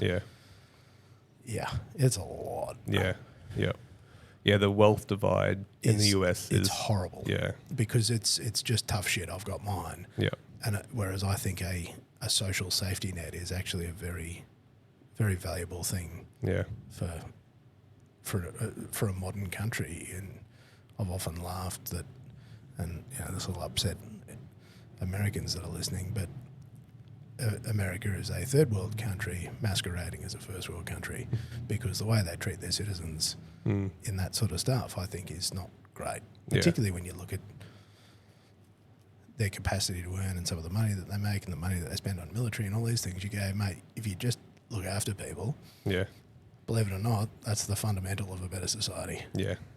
No, but that's communism. Sorry. Whoops, here I am with my radical thoughts of like just being kind to your fellow man. Don't they teach you that at church over there? Nah, I think it says just fucking stomp them into the curb, apparently. But hey, what do I know? I'm just some ring-ding from Brisbane. Venice Beach, and then what happened next? So back to New York. So we drove New York to LA with the dog. We bought a Kia Rio in New York, which is a horrible experience trying to buy a car in New York. Just literally, car dealer comes out, Gucci gold sunglasses, chains, and they were they inflating the price? So everything was like, if it was listed for $10,000, they would be like, no, it's actually $13,000, or like just shonky and just difficult and rough, and the cars were in horrible condition. Like New York particularly, like no one, if you have a car in New York, it's just to get you around. It's not your pride and joy. It's going to get hit on the street. It's going to get vandalized. So there's no real pride in the cars over there. So you're buying a used car, it's going to be pretty rough. But we got this Kia Rio, drove it across pretty quick, like about a week, I think we took to drive it across to LA. And then at the end of LA, we came back to Australia, renewed our visas. Kim went back to New York to go back to work, and I drove with the dog again from LA to New York in my old... So while I was in LA, I built an old International Harvester Scout and drove that from New York to... LA to New York in the middle of winter. So I went south and spent about 3 months on the road doing that. And see, that sounds awesome, and there's a lot there that I feel like we need to rewind, because I forgot about bought the an Scout. International Harvester Scout. Yeah. That sentence is probably not one I've heard a lot of human beings say. You're probably the only bloke that I know. What on earth happened there? How did this all happen? I think because we knew we were going from New York to LA, and I'm like, okay, if we're going to do the drive, because we didn't want to fly with the dog, because everything we read was like, if you can avoid flying with the dog, it's better because of the stress and stuff. So like, well, we can drive. I'm like, it'd be cool to do it in an old vehicle or a van. And we're like, so I started looking, but East Coast of America, trying to buy an old car, they're all rusted out because they salt the roads for the snow. So everything I was looking up for a Scout, it was expensive and rusty in the New York or the East Coast, and everything that was good was over on the West Coast. So I'm like, well, that's going to be too difficult. So why don't we get to LA? I'll buy something over in LA, and we can do trips in it while we live there. But it took me about 8 months we were there for about 14 months, I think. It took me about 8 months to get it back on the road, so we didn't really drive it for trips when we lived there.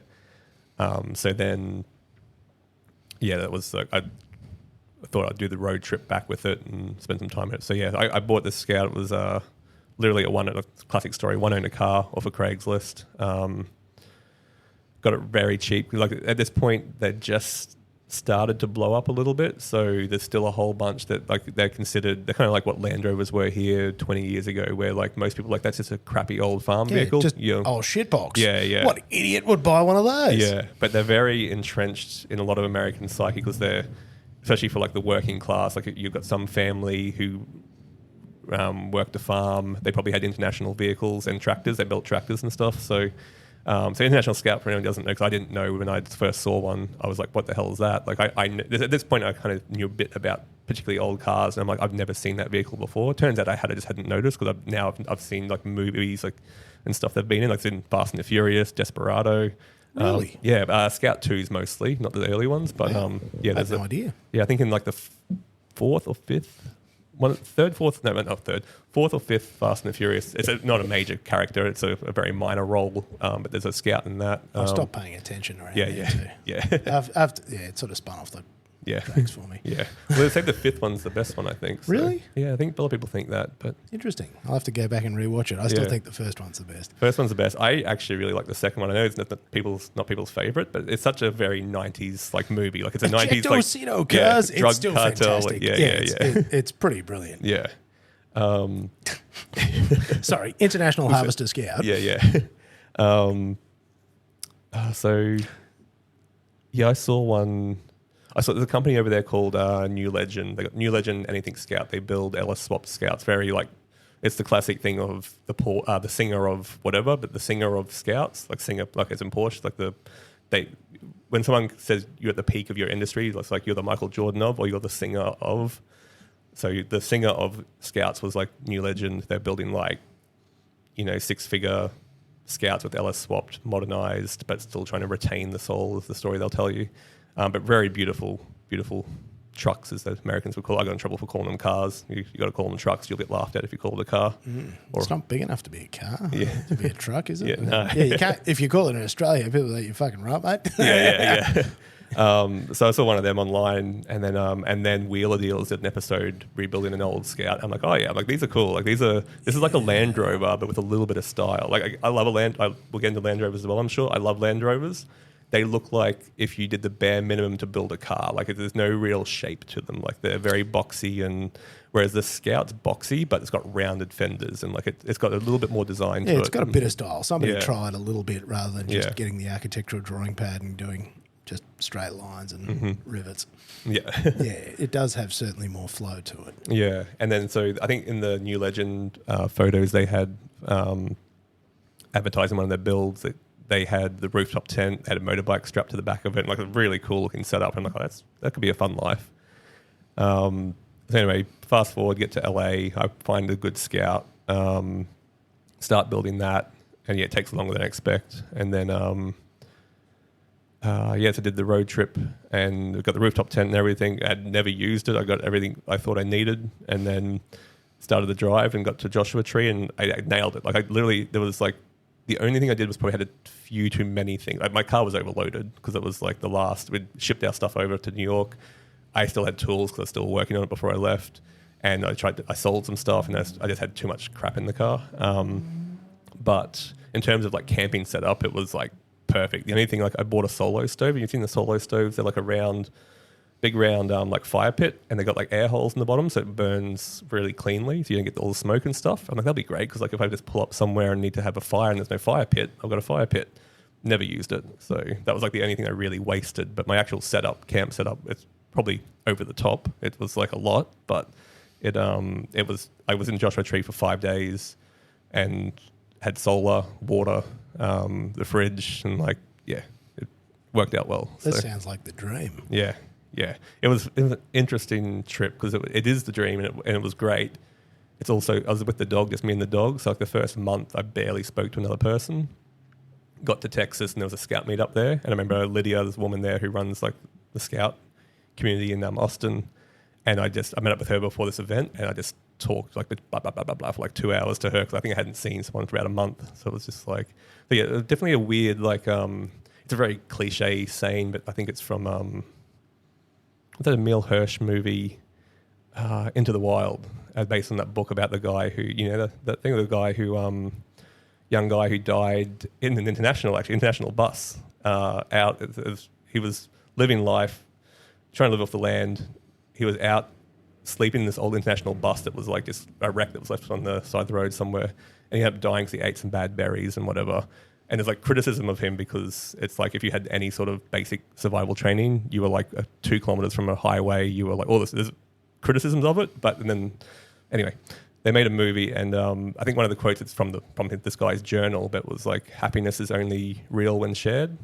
And it's like, I don't think that's entirely true, but a lot of the times when you're traveling by yourself and in these beautiful places, you're like, imagine if this person was here, or like, yeah. But so I don't think it's true, but there's a lot of times you're like, this is really cool. Wouldn't it be cool if, yeah. But still a great experience, and like weird things happen, and meeting people and seeing beautiful landscapes. Because like the landscape changes so much from, I went California, Arizona, New Mexico, Texas, Louisiana, Tennessee, then back up to New York from there. And like the variety from like, you got Arizona deserts to then like Louisiana, like New Orleans, like like that swamp sort of area, and like it just varies so much. And yeah. Were there any times where you were actually scared? Not really. I did was interviewed for a magazine, and there's a couple of scout people. They talked to us on a group call, and there's this other couple. It's called The Girl Scout, I think is the Instagram handle. They do really good content. Anyway, they were on the call, and they were telling some crazy stories. They got some actual wild stories about like people at their campsites and stuff. I never had anything like that. So like the worst I had was, again, with the dog as well. Like I feel pretty safe. It's a big dog that scares people and also would let you know if animals are around. So that was the cheat code. Yeah. So yeah, I felt mostly fine. There was one night where he was alert and I could hear rustling, and I'm like, I had my torch and I couldn't see anything. Like there was one night I was in a campsite and had the headlight on, walking the dog around the campsite because I was just getting a bit of exercise, middle of the night, and then I look up and there was like 20 eyes. You see like the little white like reflections. There's like 20 eyes staring at me. I'm like, what the hell is that? I'm like, there's a bunch of coyotes. But it's still like a little bit scary, but I had the dog with me. It wasn't so bad. But then this night, he was alert. I had the headlight on. I couldn't see any eyeballs looking at me. I'm like, I could hear the rustling. I'm like, what the hell is this? And so I was really looking for it. It's just an armadillo just walking through the grass. But I was like, well, that's not so bad. Yeah, but he was like so alert. Yeah. So like nothing bad. And there was like one campsite I didn't stay at because our dog had been bitten by a rattlesnake before in LA. Just went on a hike, and went to this one campsite. There was no phone reception. The road to it had not been maintained in many years, and there was no one staying down at the campsite. And it had signs saying warning rattlesnakes. And I'm like, if there's a rattlesnake here, he's going to find it. And if the truck doesn't start, whatever happens, it's not a good place to be. Yeah, the variables are not good. Yeah. So if I was with one other car, totally fine. Like, would have been perfect. Also, the campsite was meant to be a walk-in campsite, not a pop-up your tent in a spot sort of thing. But yeah, no real actual crazy stories of a couple of cities, a couple of sketchy areas, but nothing bad. Yeah.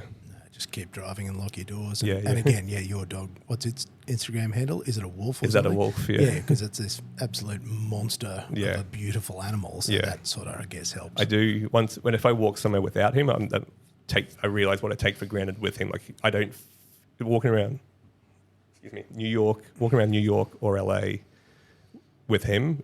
I did not worry. And also, I'm 6'4", big white guy. Never worried at all. But the times I walk with him, I'm like, actually, he provides me a lot of, you feel... A lot of safety. Yeah. Because you're like, I've got a fucking wolf. Yeah.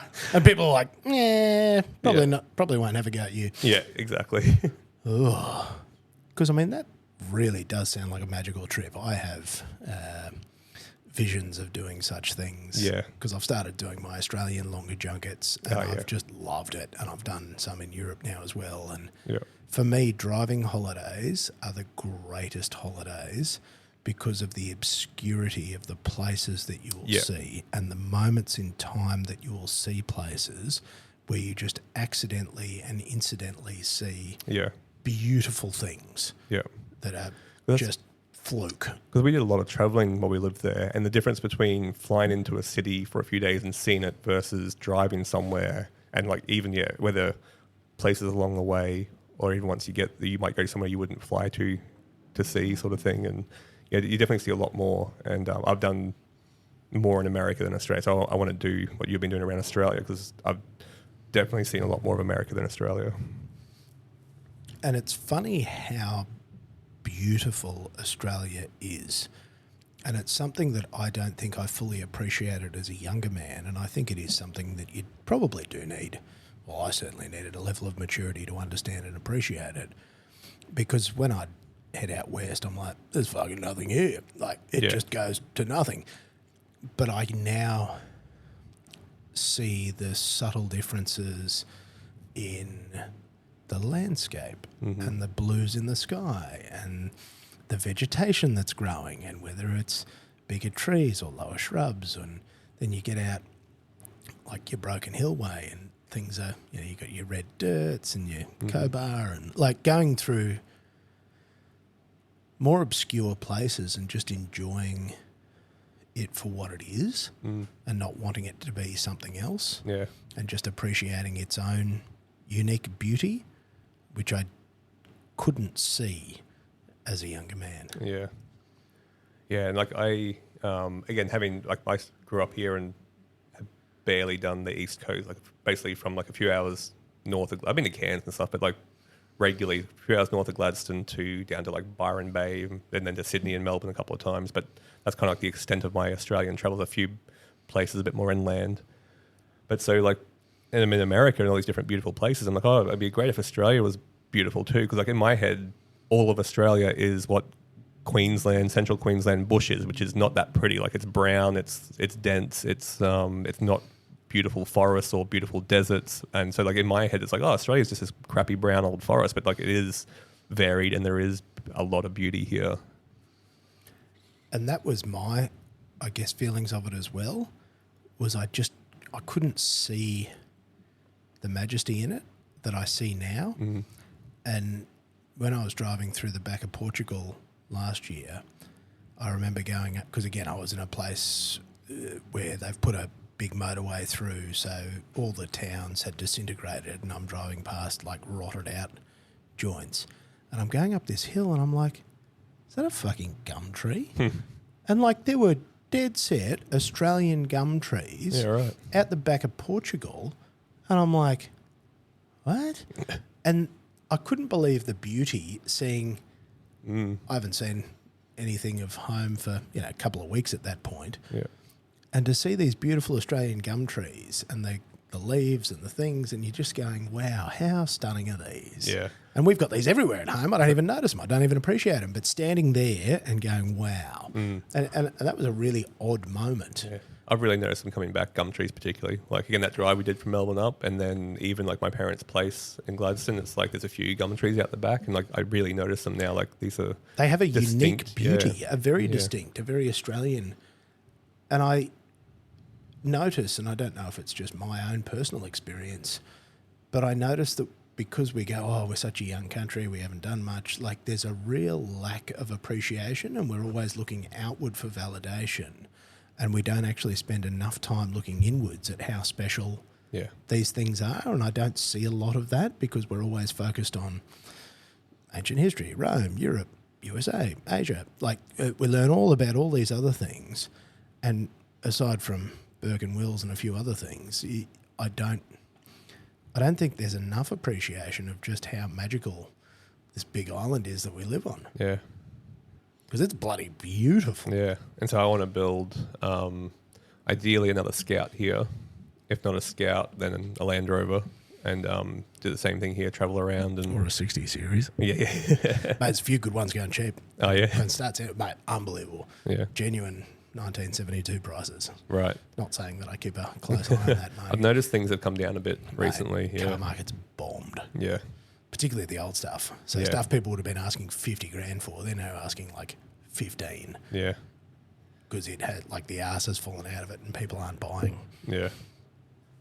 Good time to buy. Yeah. So I've got 3 series Land Rovers that I'm not going to keep all of them.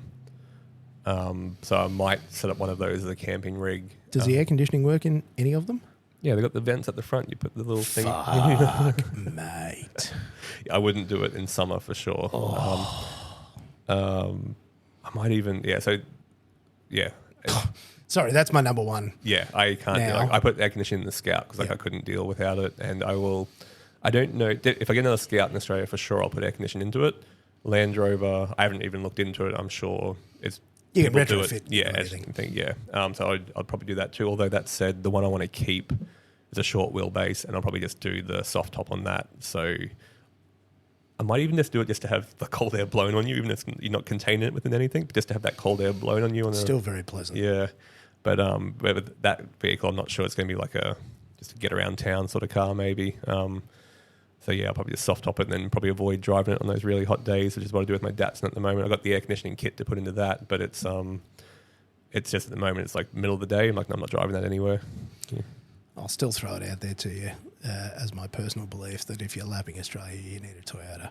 Yeah. There's a reason that people buy those is you can buy all the bits. Yeah. Everywhere. Well, that's what I was even looking at. Even if I get a Scout and put a Toyota chassis underneath it for that reason, because like in America, the Scout, even though people are like, oh, how do you go getting parts? I'm like, totally fine. Like I thought my old native was dead, and I just looked up the next AutoZone in the next town I was going to, and they had one on the shelf. It's not like they had parts everywhere. People with Scouts in Australia, common maintenance parts, most of them they're ordering from the US to replace. So like I would either if I was doing a proper like a year trip or something, I would either order a whole set of spare everything and leave it at my parents' place or something that they could post it to me wherever I was, if that was possible. Or I thought about doing a Toyota chassis just to have those parts available.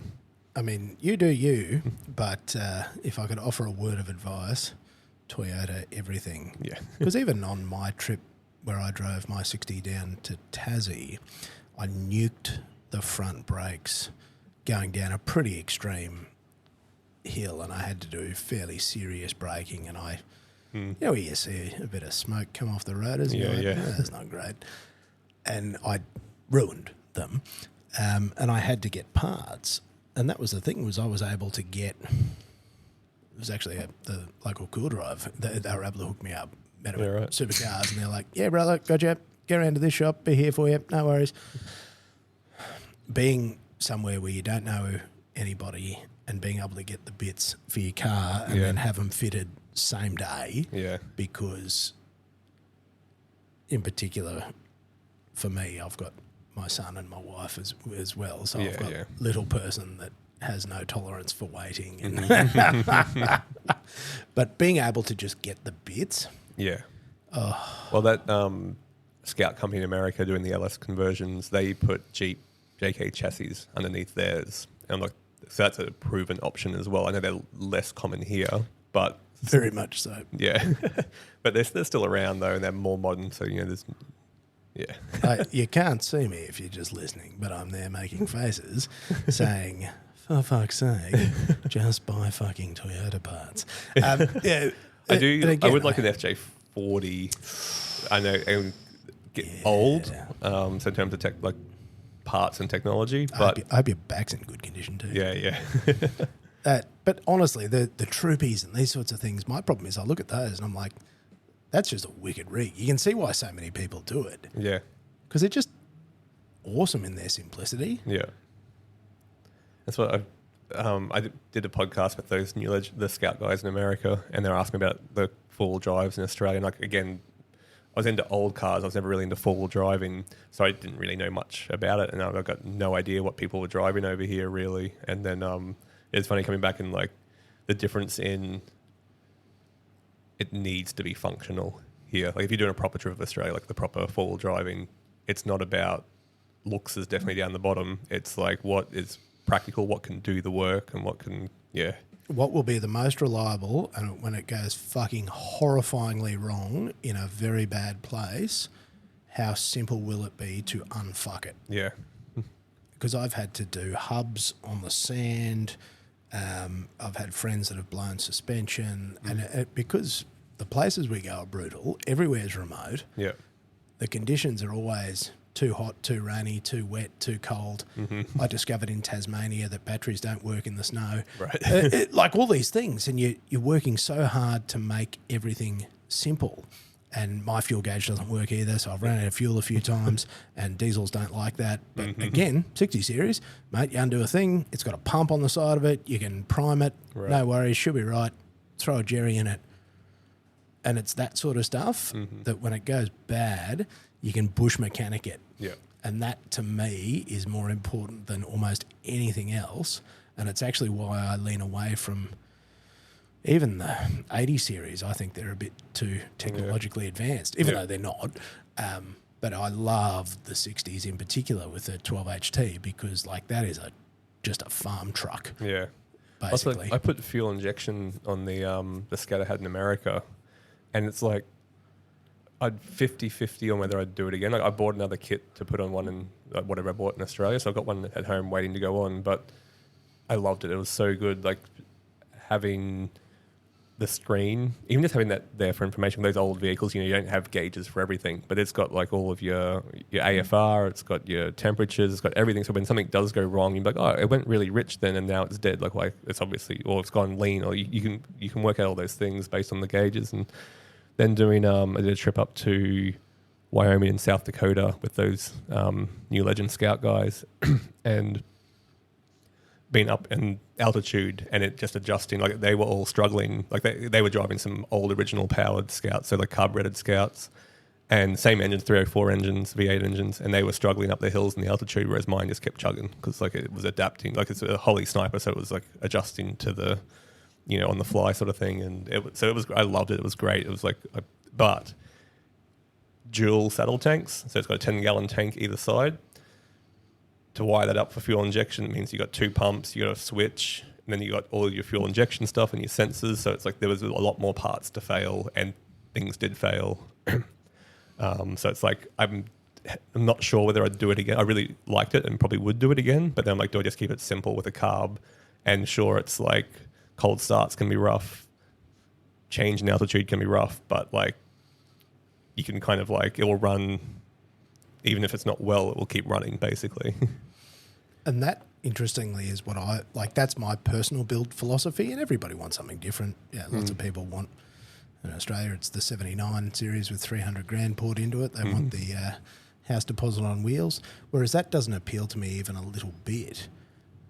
Whereas old-fashioned simplicity, there's just something about that speaks to me. Yeah. Where you fixed it yourself and you just got the part and you swapped it out. And the Toyota philosophy of that relentless improvement, like they don't just change shit because they go, oh, fuck, got to just keep making it more difficult. Yeah. And then, suckers, like, your Apple products, and they just change the fucking port and then you can't use anything, or they stop the firmware updates and then everything just bricks. The Toyota parts across the range, crossover, your Hilux fit your length, like all the bits that you can sort of pull from and draw from. Yeah. And then they tend to have a rate of failure that is very acceptable. Mm-hmm. And when something goes wrong, it's reasonably easy to identify what has gone wrong. Because, again, there's no gauges. And you're like, okay, stuff is falling out of there. All right, that's probably fucked. What colour's the liquid? And there's our problem. But I've found it really simple to troubleshoot stuff. And then as I've done, like, stacks of local stuff, I've spent a couple of years, like, stress testing my car before I was first comfortable to do a big trip, because it would do things like overheat in the sand. Yeah. There were all these little things that it would do. And then I developed workarounds for each thing, and adding cooling to the transmission, and upgrading the brakes, and extra clearance, and like just all these little things that just added simplicity. And then it just became such a bulletproof rig. Yeah. And, oh, man, that excites me. Yeah. Oh, God, I just can't believe how much I love simple. Yeah. That is a wonderful thing. Anyway, I don't know if I'm selling it to you or myself. Mate, you should build a Scout and just be a lunatic. Yeah. I like it. I'll tow you home with my reliable LandCruiser. Yeah. I have actually had a Triton save me when I blew up my gearbox. Yeah, right. Going into Coonabarra brand. So there's that too. Yep. So look, everything works until it doesn't. Yep. But the Scout thing seems to have been a very fundamental change for you. Like getting into that car and then that community, it does seem like it's really... Yeah. It's dug into you pretty hard. Yeah. Because you're listening to me, but you're not really hearing me. I can see it. Yeah, You're like, yeah. fucking whatever, mate. Yeah. Like, I'm not buying one of those shit boxes. I'm doing a Scout. I can see it. I can see it in your eyes. Yeah. Absolutely. I nearly spat my rum and coke out then. Yeah, it's funny because like the trip back we did, so we had to drive back again from New York to LA when we left. So we drove the Scout again. I did a few weeks by myself, and then Kim joined me. She flew into Austin, and we both drove from there. But we flew into Austin, and Lydia again was organising the Scout meet for that weekend we were there, and people were going up to Kim and saying like, "Oh, your husband's like a celebrity in the Scout Scout community," and like she always joke about it, and then she's like, "Oh, people actually kind of think this." But yeah, like the amount of people who are like who followed my story, and again the thing of like it's partly because I did these trips, but it's also partly I did post regularly, and people just thought I was constantly traveling. It's like no, like I do a lot of travel, and I did 40-something thousand miles in a couple of years for a car that doesn't get driven daily. Like it only gets driven on trips, it doesn't get driven to and from work. It was stored an hour out of New York City. I had to get a train up to it, and like it was only driven on trips, and it did 44,000 miles or something in less than 3 years. So I did drive around a lot, but yeah, people were like, "Oh, you're a celebrity in the Scout community" or whatever. But it's people definitely knew of me and my Scout, like Australian driving a 50-year-old truck that people think they wouldn't want to drive to the shops because it's unreliable, and driving it around the country, and yeah, people. Yeah, You're walking in going, people know me. yeah. I don't know. I'll tell you this. Like, yeah, whatever, chief. yeah. And look, I can see the appeal, and despite my desire to pull you over to the sensible side, I couldn't do that to you. Yeah. I'm delighted that you're steadfast in your approach. Well, back to my thing about I'm into the aesthetics, not the mechanical, is that when I was looking at even getting a Scout, like that's not a mechanical, like that's not a smart choice for a vehicle to drive around the country. Choice. I love it. Terrible choice. But even then, there's a Scout 800, which is what I had, the earlier model, like the boxy, looks like a Land Rover, and then Scout 2 was like the 71, 72, somewhere around there onwards. So later technology, new generation, better everything, better chassis, better turning circle, like everything was just improved. It's the next generation of car. And when I was looking to buy one, I was talking to a few Scout people like, should I get this or this? And people like, get a Scout 2 because they're just, mechanically, they're better. And then I put an offer on a couple and then didn't work out. And then I'm like, no, I really want the earlier looking one. And it was just purely aesthetic. I'm like, I'm doing it for the photography as well. Like I knew I was going to be, this is partly me going around taking photos of this thing, partly self-promotion, partly all that stuff. So like I want it to have that old Yeah, I want it to look like that. Yeah. I want to photograph that car. Yeah.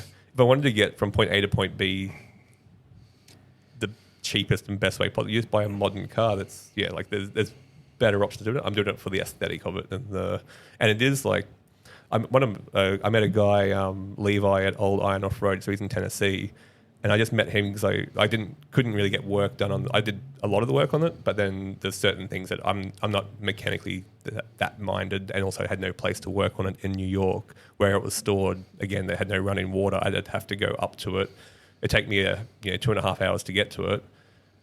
No running water, and if I was working on it and I couldn't drive it, I couldn't go to the bathroom. I couldn't go get food. It was difficult to work on.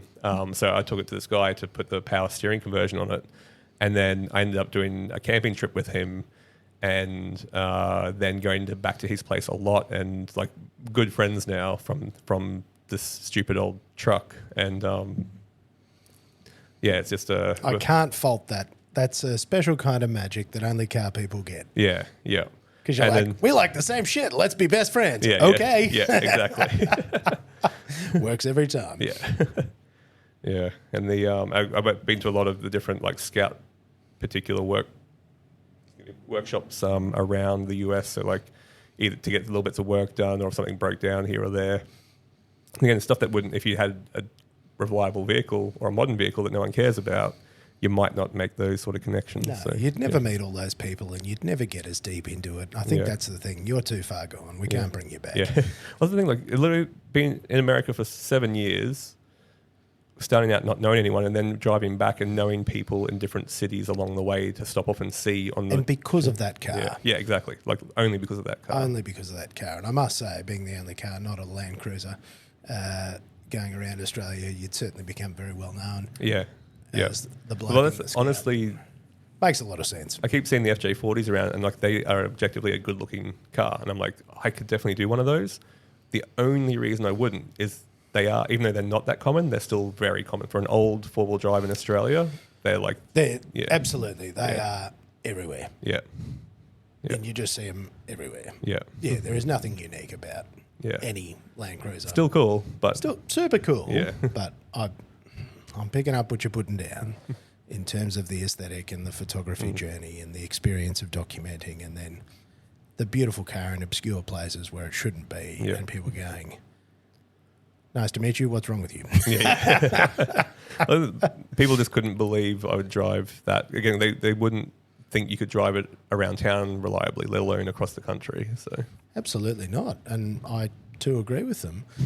So good on you for trying despite good advice. I honestly, that's all the things I like in life. I think that's wonderful. What a wonderful, stupid idea.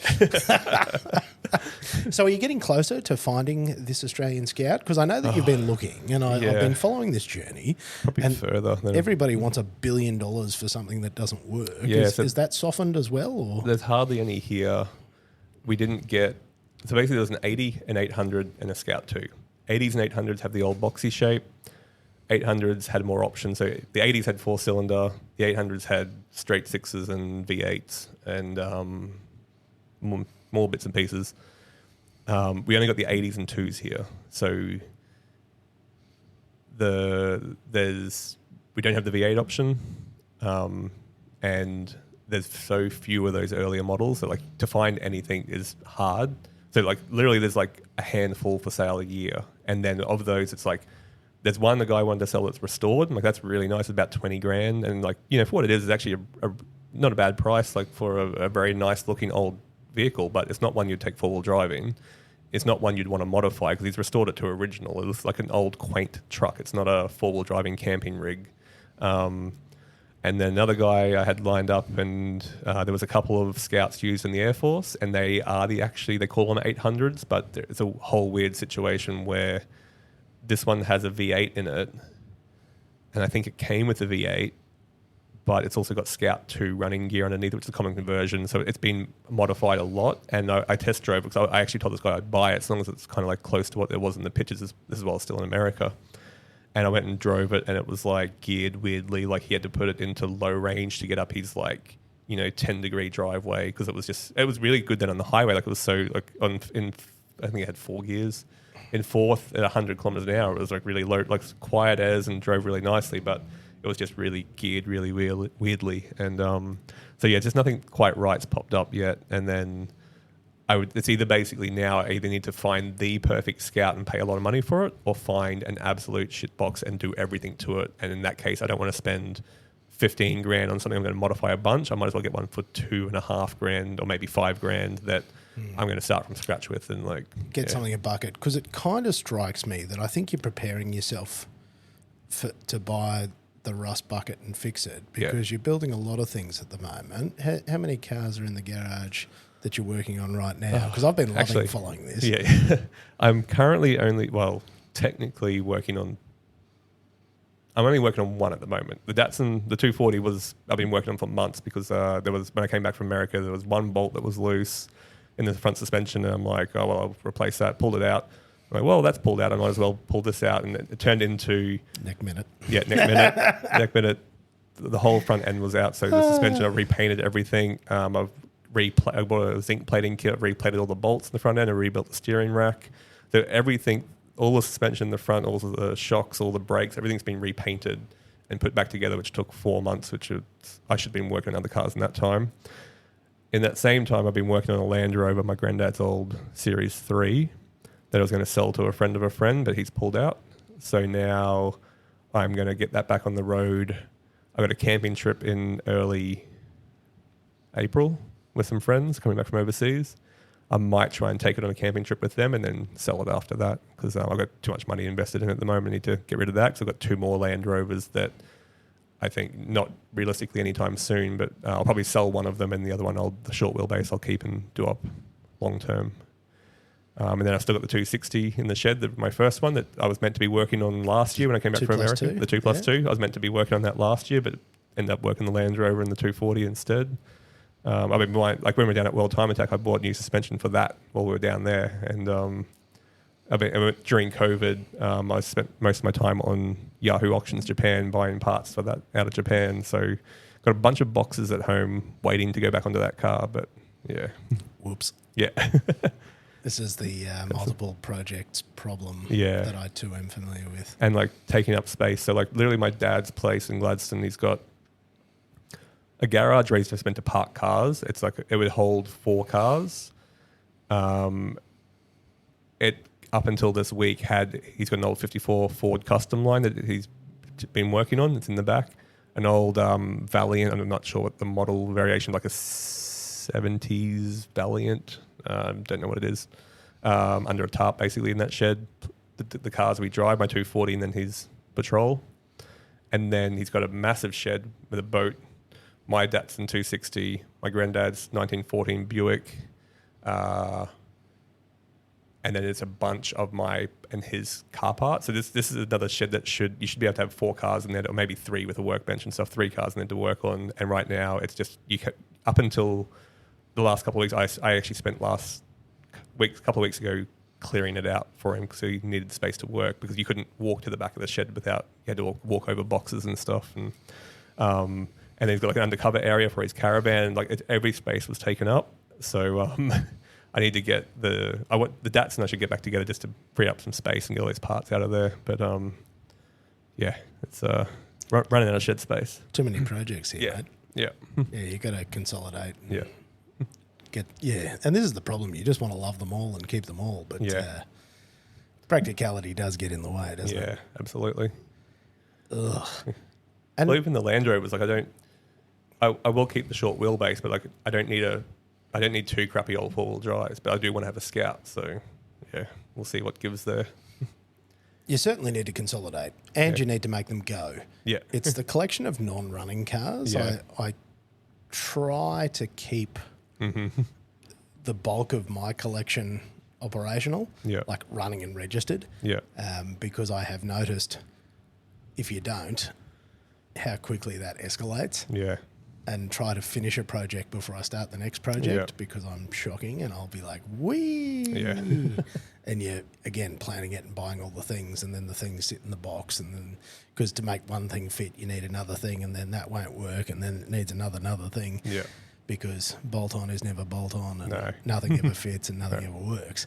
So each thing that you go, oh yeah, that'll take me like half an hour, and it takes like 5 months. Yeah. Well, the suspension of the 240, I'm like, oh, well, I might as well paint all this stuff. It's going to take me a couple of weeks. It'll be done. 4 months later. And like, again, in the middle of that, I was working on the Land Rover, doing other things. But also, I just felt like every single day I was spray painting something. Like something out of that, like I'd be painting and then sanding and then,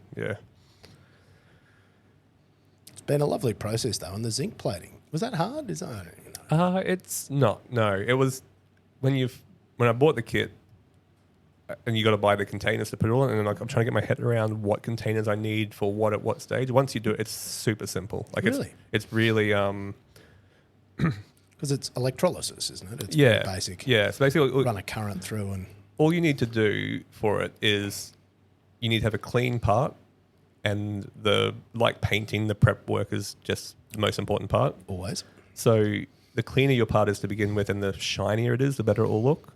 Really? And then there's the plating. So the kit that I've got is a company called Jane Kits in Australia. They do you buy the whole kit, and you can I got like the 20-litre kit with a bigger, what they call it, like the voltage thing so you could do more parts and bigger parts and that sort of thing. So you can get a cheaper kit, but I've got all these cars. I'm like, I might as well buy this and buy the bigger one so I can do all the stuff at home, which is great. Like, it's super handy to be able to, like, you pull a bolt off and you sand it, and it's either going to go back on as it is and gets rusty, or you're going to paint it and it's going to, like, crack when you put it back on anyway. Being able to plate everything properly at home, it's great. But the thing is amazing. Yeah, but it's time consuming, but also not as bad as you'd think. So, but the whole process with the kit, you basically put it in acid and strip it, and there's 2 different acids. You don't need to do both of them, but one's to get rid of like any original plating on the whatever you're plating, and one's to get rid of rust. And then I then wire wheel it to make sure it's clean, and then polish it basically to some level. Then you put it in like a degreaser, and then you put it in the plating bath for an hour, or it can be less, but I found an hour works best.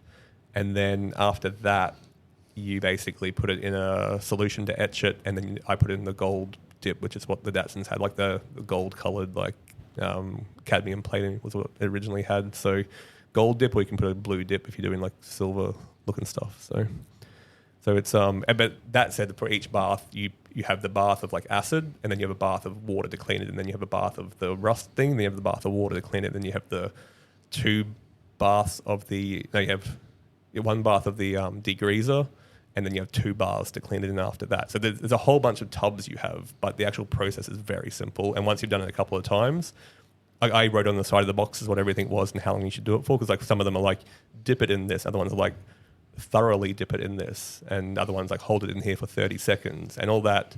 There's only a few of those steps, but even then, like now, I know it all off by heart. But the first time you're doing it, like, what am I meant to do here? And I said it's written on the side of it. This is like the whatever step 6.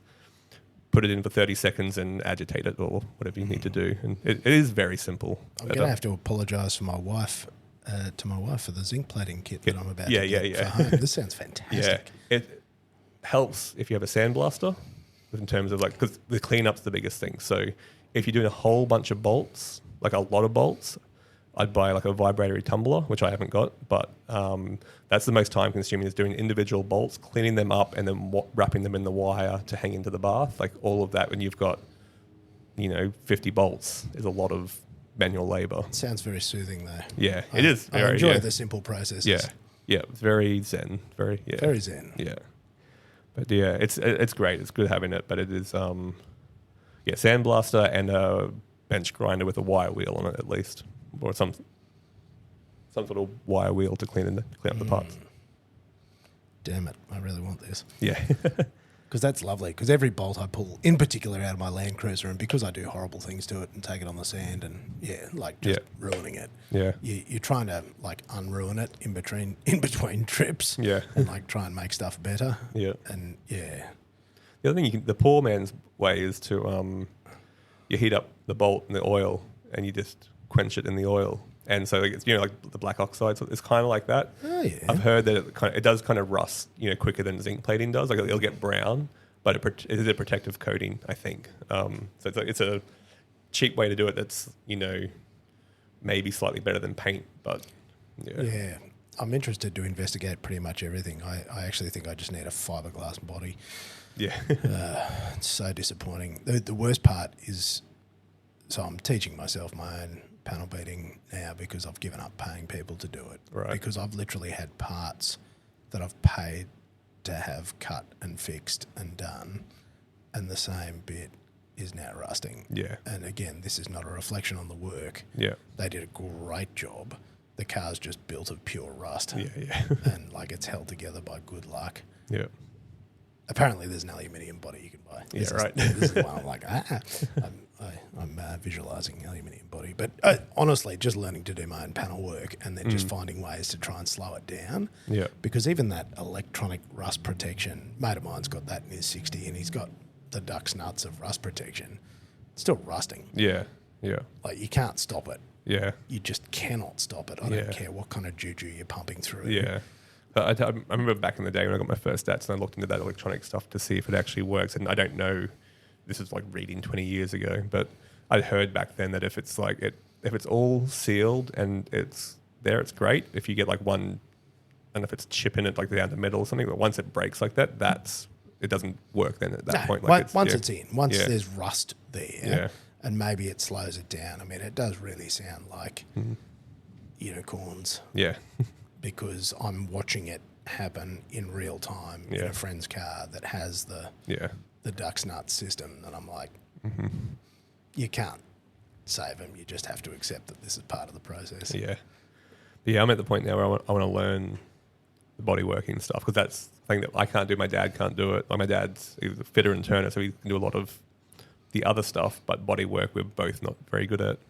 So I've been watching like a bunch of YouTube people, and I'm like, oh, this is it. And I went to we did go down to a Z guy down in Melbourne, did like a weekend, like come and like learn how to bodywork, and like I went down and did that. That's many years ago now. That's cool. Yeah, it was it wasn't like a physical like, here's your piece of metal bent into this shape, but it was like them just going through the process of how they do it and what you can do and that sort of thing. And like, not an official, workshop. It was just like a bunch of Z car guys who actually work. He's got his own restoration business now, and it's just them going through like, yeah. This is the joy though. If you've got spare parts and a bit of time and enough YouTube University, and just try it, fuck it up, try again, fuck it up a bit less. Yeah, well, that's the thing I learned in that workshop is like how like malleable metal, like how like it's not a set thing. You shrink it, you expand it. Correct. Yeah. It can be changed. Yeah. And I think it's why I enjoy working with metal so much. I always worked with timber, and I was always afraid of working with metal for whatever reason, whatever mental block I had. But now that it's starting to make sense to me, and I can look at different metals and I can go, it's mild steel and that's gal, and that's because I couldn't even do that before, and I couldn't tell the difference between aluminium and stainless steel, which to somebody that understands these things, like idiot.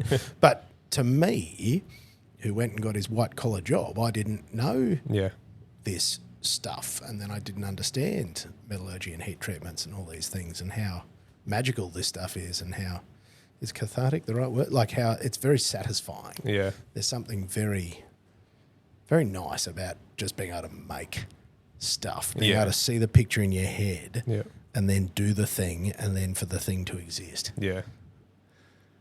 Yeah. It's super down with that. Yeah.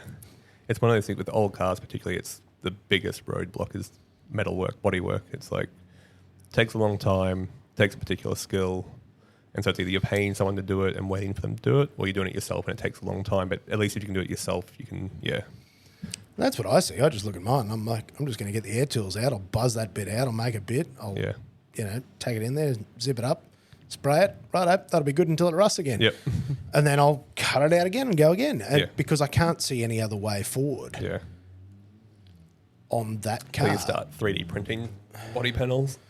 Mate, it's kind of what it needs. You need somebody who's actually, legitimately, you sort of need fiberglass panels. You need something that, because I'm not going to stop going to the beach. And I still remember I hear my old boy going, oh, you can't take that to the beach, you're going to ruin it. And I'm like, fuck off, Dad. And here I am, years later going, yeah, well, I've ruined it. But I would, it's the best. Where we live here in southeast Queensland, and the access to the sand islands, and being able to take our four-wheel drives on them, and being able to drive around these places and see this, it's fucking magical. And I have zero regrets, and I do not mind the time, money and effort I'm spending to fix the car if I can keep going back. Yeah. Because I'm at Moreton next weekend, and then the weekend after. Yeah. And I'm jumping out of my skin with excitement to take the car there. Particularly my car with the 60, you got slop. I don't know what the Scouts are like, but when you turn the steering wheel, there's 90 degrees of slop. Or, look, it's probably only 30 degrees. But there's a big chunk of slop when you try to steer. When you chuck that car on the sand or in the mud or anywhere else, the slop suddenly makes sense. And all of a sudden, it actually has, the precision. Right. You might as well be driving a fucking Ferrari. You can feel it, and it does all the things it's supposed to do, and it's so magical when you get it off a road and into the shit, and it just sings.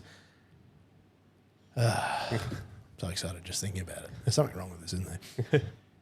That's my experience, and when I drive it on the sand, and you got and it's just loving it. Yeah. I'm sure you get the same thing in the Scout. Yeah. It's the vibe. Yeah. Yeah, I did definitely have those periods. You'd drive, in the Scout being stored, sometimes it'd be month or two, I haven't even seen it. It's been stored out of Manhattan. It's been busy. And then you go out and drive it, and it's driving smoothly, and you got the windows down. And you're like, yeah, this is good. I can see it now. Damn it, you're going to have to do it, aren't you? Yep. And going forward, because I can see that you are trying to align these paths because you're obviously making a little bit more content, you're shooting a little bit more stuff, you've been documenting doing these things. I can see all roads lead to Rome. Where's this going? If you shut your eyes and you look 10 years into the future, what are you doing? Oh, yeah. $1 million question. Not $1 million question. It's worth $0. $0, yeah. What would you like to be doing? What's the dream? It's one of the things. It's not. I would like to be traveling around in an old 4-wheel drive. I've done that enough to know I don't want to be doing it full time. It would be good to be able to do that. Stints, yeah. 6 weeks. Yeah. Is somewhere near the limit. Yeah. And then in terms of if I could just be doing a bit of photography and retouching, or video, I do. I imagine I'll probably always be doing some sort of photography, whether it's little freelance bits or part of my job, or definitely for fun as well. Like I still, even though we're talking about like don't mix your hobbies and your passions, I still enjoy taking photos of things. If it's not earning me money, I don't care. It's still something I like doing, so I'll always be doing that. I do think, again, logically for me, post-production house, and then particularly video as well. Like definitely photo, particularly, but doing video, I would like to, even doing film, I would love to color grade film, even though it's funny the difference between doing film and like a commercial. Like the commercial has actually got a lot more grading done to it because it's a 30-second thing that you can spend more time on, as opposed to a 2-hour thing where if you're doing that level of work to a 2-hour movie, it's going to take you 15 years to finish it. But I do like, I haven't kept up with the Australian film industry that much in the last 10 years, been away from it, and since Margaret and David are no longer doing their review shows, I used to watch them religiously, but like particularly in the early, like the 2010s, the filming that Australians were doing and the color grading they were doing, it was really top-notch stuff. And like I would love to be doing color grading to well-shot films, and like, yeah, that would be a dream too. So I can see it happening. Yeah. I can see it all happening. Mate, I feel like we're somewhere near the end here because we've just about brought it up to speed.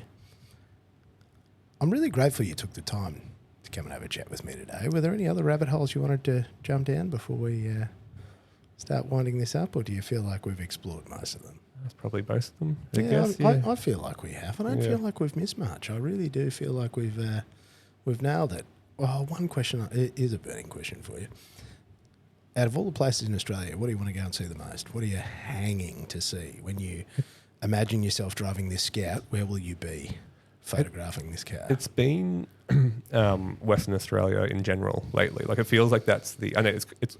I think places go in there in fads, like where people want to go and travel, and I feel like Western Australia at the moment feels like that less. I know it's very explored, but it feels less explored than like doing a Cape trip or I would agree with you on that. That and sort of the more the more remote. Yeah. Because I keep seeing videos and photos from there. I'm like, holy shit, this is so beautiful. Yeah. Because it's so remote as well. Yeah, rugged and different and beautiful. And yeah. Whereas I feel like the Cape will be like the M1 when I finally get up there. There'll be like 70,000 people backed up. Yeah. Waiting to get a photo of the sign. Whereas, out the back at WA. Yeah. Good call. Have you got a big map of Australia, or have you started? Have not got a big map, no. See, that was the first thing I did. I bought myself the big fold-out map of Australia and started. Mine's just the Google Maps. And like if you look at my Google Maps of the US and all the places I've starred, it's just a big massive yellow. And then you look at Australia. I've started adding some for Australia. Have you so really? It's getting... So if I do watch someone who's gone somewhere, I'm like, that's a cool place, or like I've been starring places to go to. And so that's building up, but I haven't. Whereas the one in America, I'd say about 70% of the stars are places I've been to, and then 30% of places I'd saved to go to but never got to. Whereas Australia right now, it's all places I pretty much need to get to or want to get to. Kick ass. Yeah. So you got to finish a bloody car, mate. You got to stop building them. I got to build something I can travel in, and then Better crack on with that. Now, for people that want to follow your adventures, where can they find you on the internet? At the moment, Instagram, Fujifilm X Pro 2. I kind of went through a phase of not uploading. I think a bunch of life changes, coming back from America, been a bit over it all, I guess, and having all of this different content from the scout stuff in America, different trips we've done, Australia, I'm wanting to tell, we've talked about this many times, but wanting to tell a coherent story. And for me, that means going back to the start and telling the story from the start. And you're like, no, just do it. Just get out and do it. And I'm back into posting semi-regularly on Instagram again. So Fujifilm X Pro 2 there. I have started a YouTube channel, but that's mostly for... So what is it? I actually don't know. It's my name. It's Shaun Maluga. I don't know if there are underscores, if there is photography in there, but if you Google my name, there's no other Shaun Malugas in the world, so you'll find it through that. That's actually very impressive. Yeah. Really? You're the only one? Yeah, I'm pretty sure. Definitely not spelt the same way, and I don't even know if there's other Shaun Malugas and SEANs or anything. Wow. As far as I know, yeah. There's a shit ton of Scott Nelsons, and one of them's a murderer in Florida. Oh, really? Which is also not Which great. is not you. It's not great. Oh, fucking hell. You're like, whoa. So, you got a pretty good jump on that. And you got to help me out also with that Instagram handle. Are you going to sort that out? Are you still going to be they're not paying you for that, are you? No. So I got that when I moved to New York. The Fujifilm X Pro 2 was coming out, and I pre-ordered it. And I'm like, new city, new camera, this will be great. And the handle was available, so I'll grab that now before it goes. And then I do have a Shaun Maluga Instagram account, which I haven't touched in years. It's got content. It's got New York content on there, but I don't even. Occasionally, I'll accidentally switch to it on my app, but I don't post on there or anything. So all of my stuff is through the Fujifilm account, and I don't know. It is a weird thing to. Mate, look, as a guy that has built a career in and around branding, you're shitting the bed pretty hard. I don't really want to be giving you real time advice here, but fucking hell, mate. Can we at least try? Given that you're branding of your name, you're the only one on the planet. Let's just give it a red hot go at bringing it all back to that. So you want my Fujifilm account back to Shaun Maluga? I sort of feel like you probably should. I mean, again, you do whatever you think.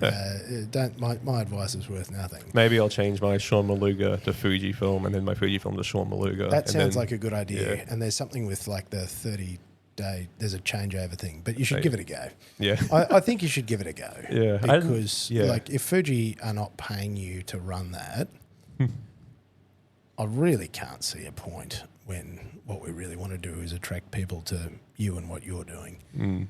Because really you're giving away a lot of effort. Yeah, I think I got it originally because it was a new hot thing, and I was like, oh, totally. I was getting in, and you were trying to ride the wave, and you were getting in ahead, and I did that too, mate. Yeah, and I migrated out of it, and I'm telling you that the migrating out of it worked better. Well, yeah, I was going to say the migrating out of it's the effort part that I haven't gone into, but. We'll work on that. We'll work on it, yeah. Yeah, I think we should work on that. Yeah. Because what you do is too good for people to not see it.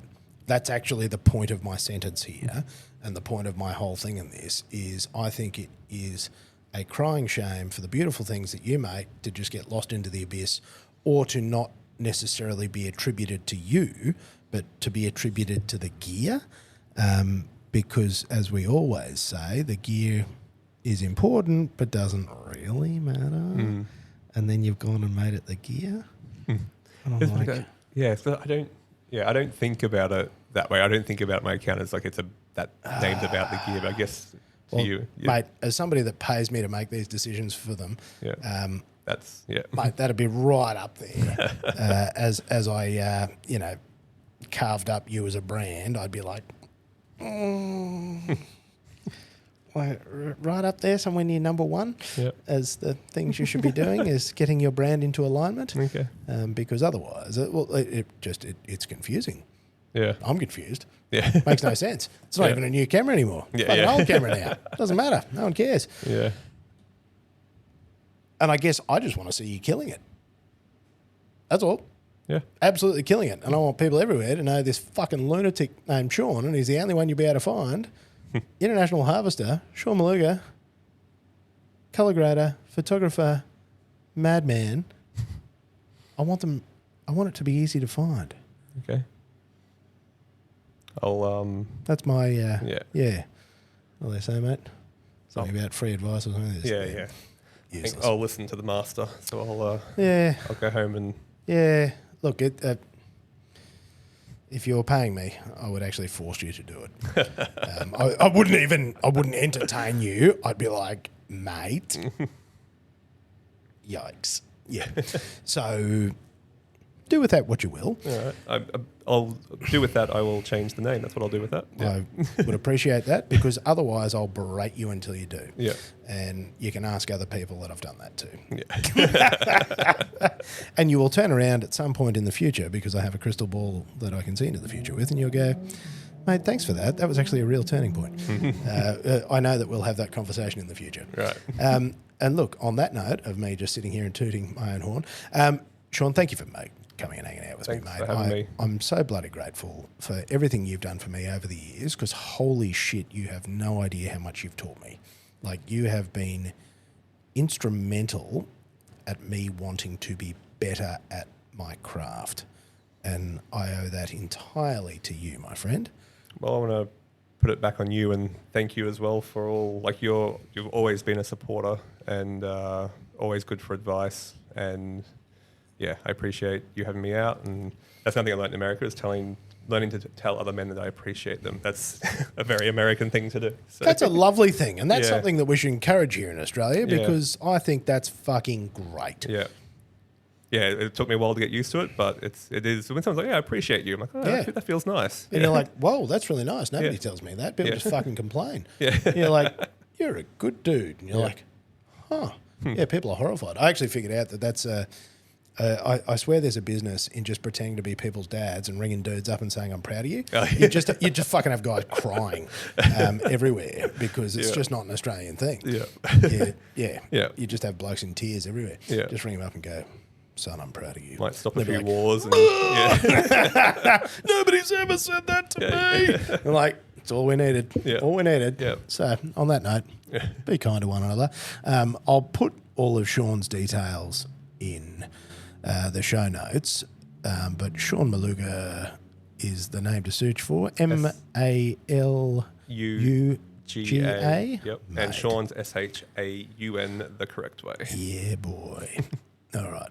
Mate, thank you. Thank you. I'm going to let you go. For all those listening, thanks for joining us on the All Read Everything podcast. Catch you next time.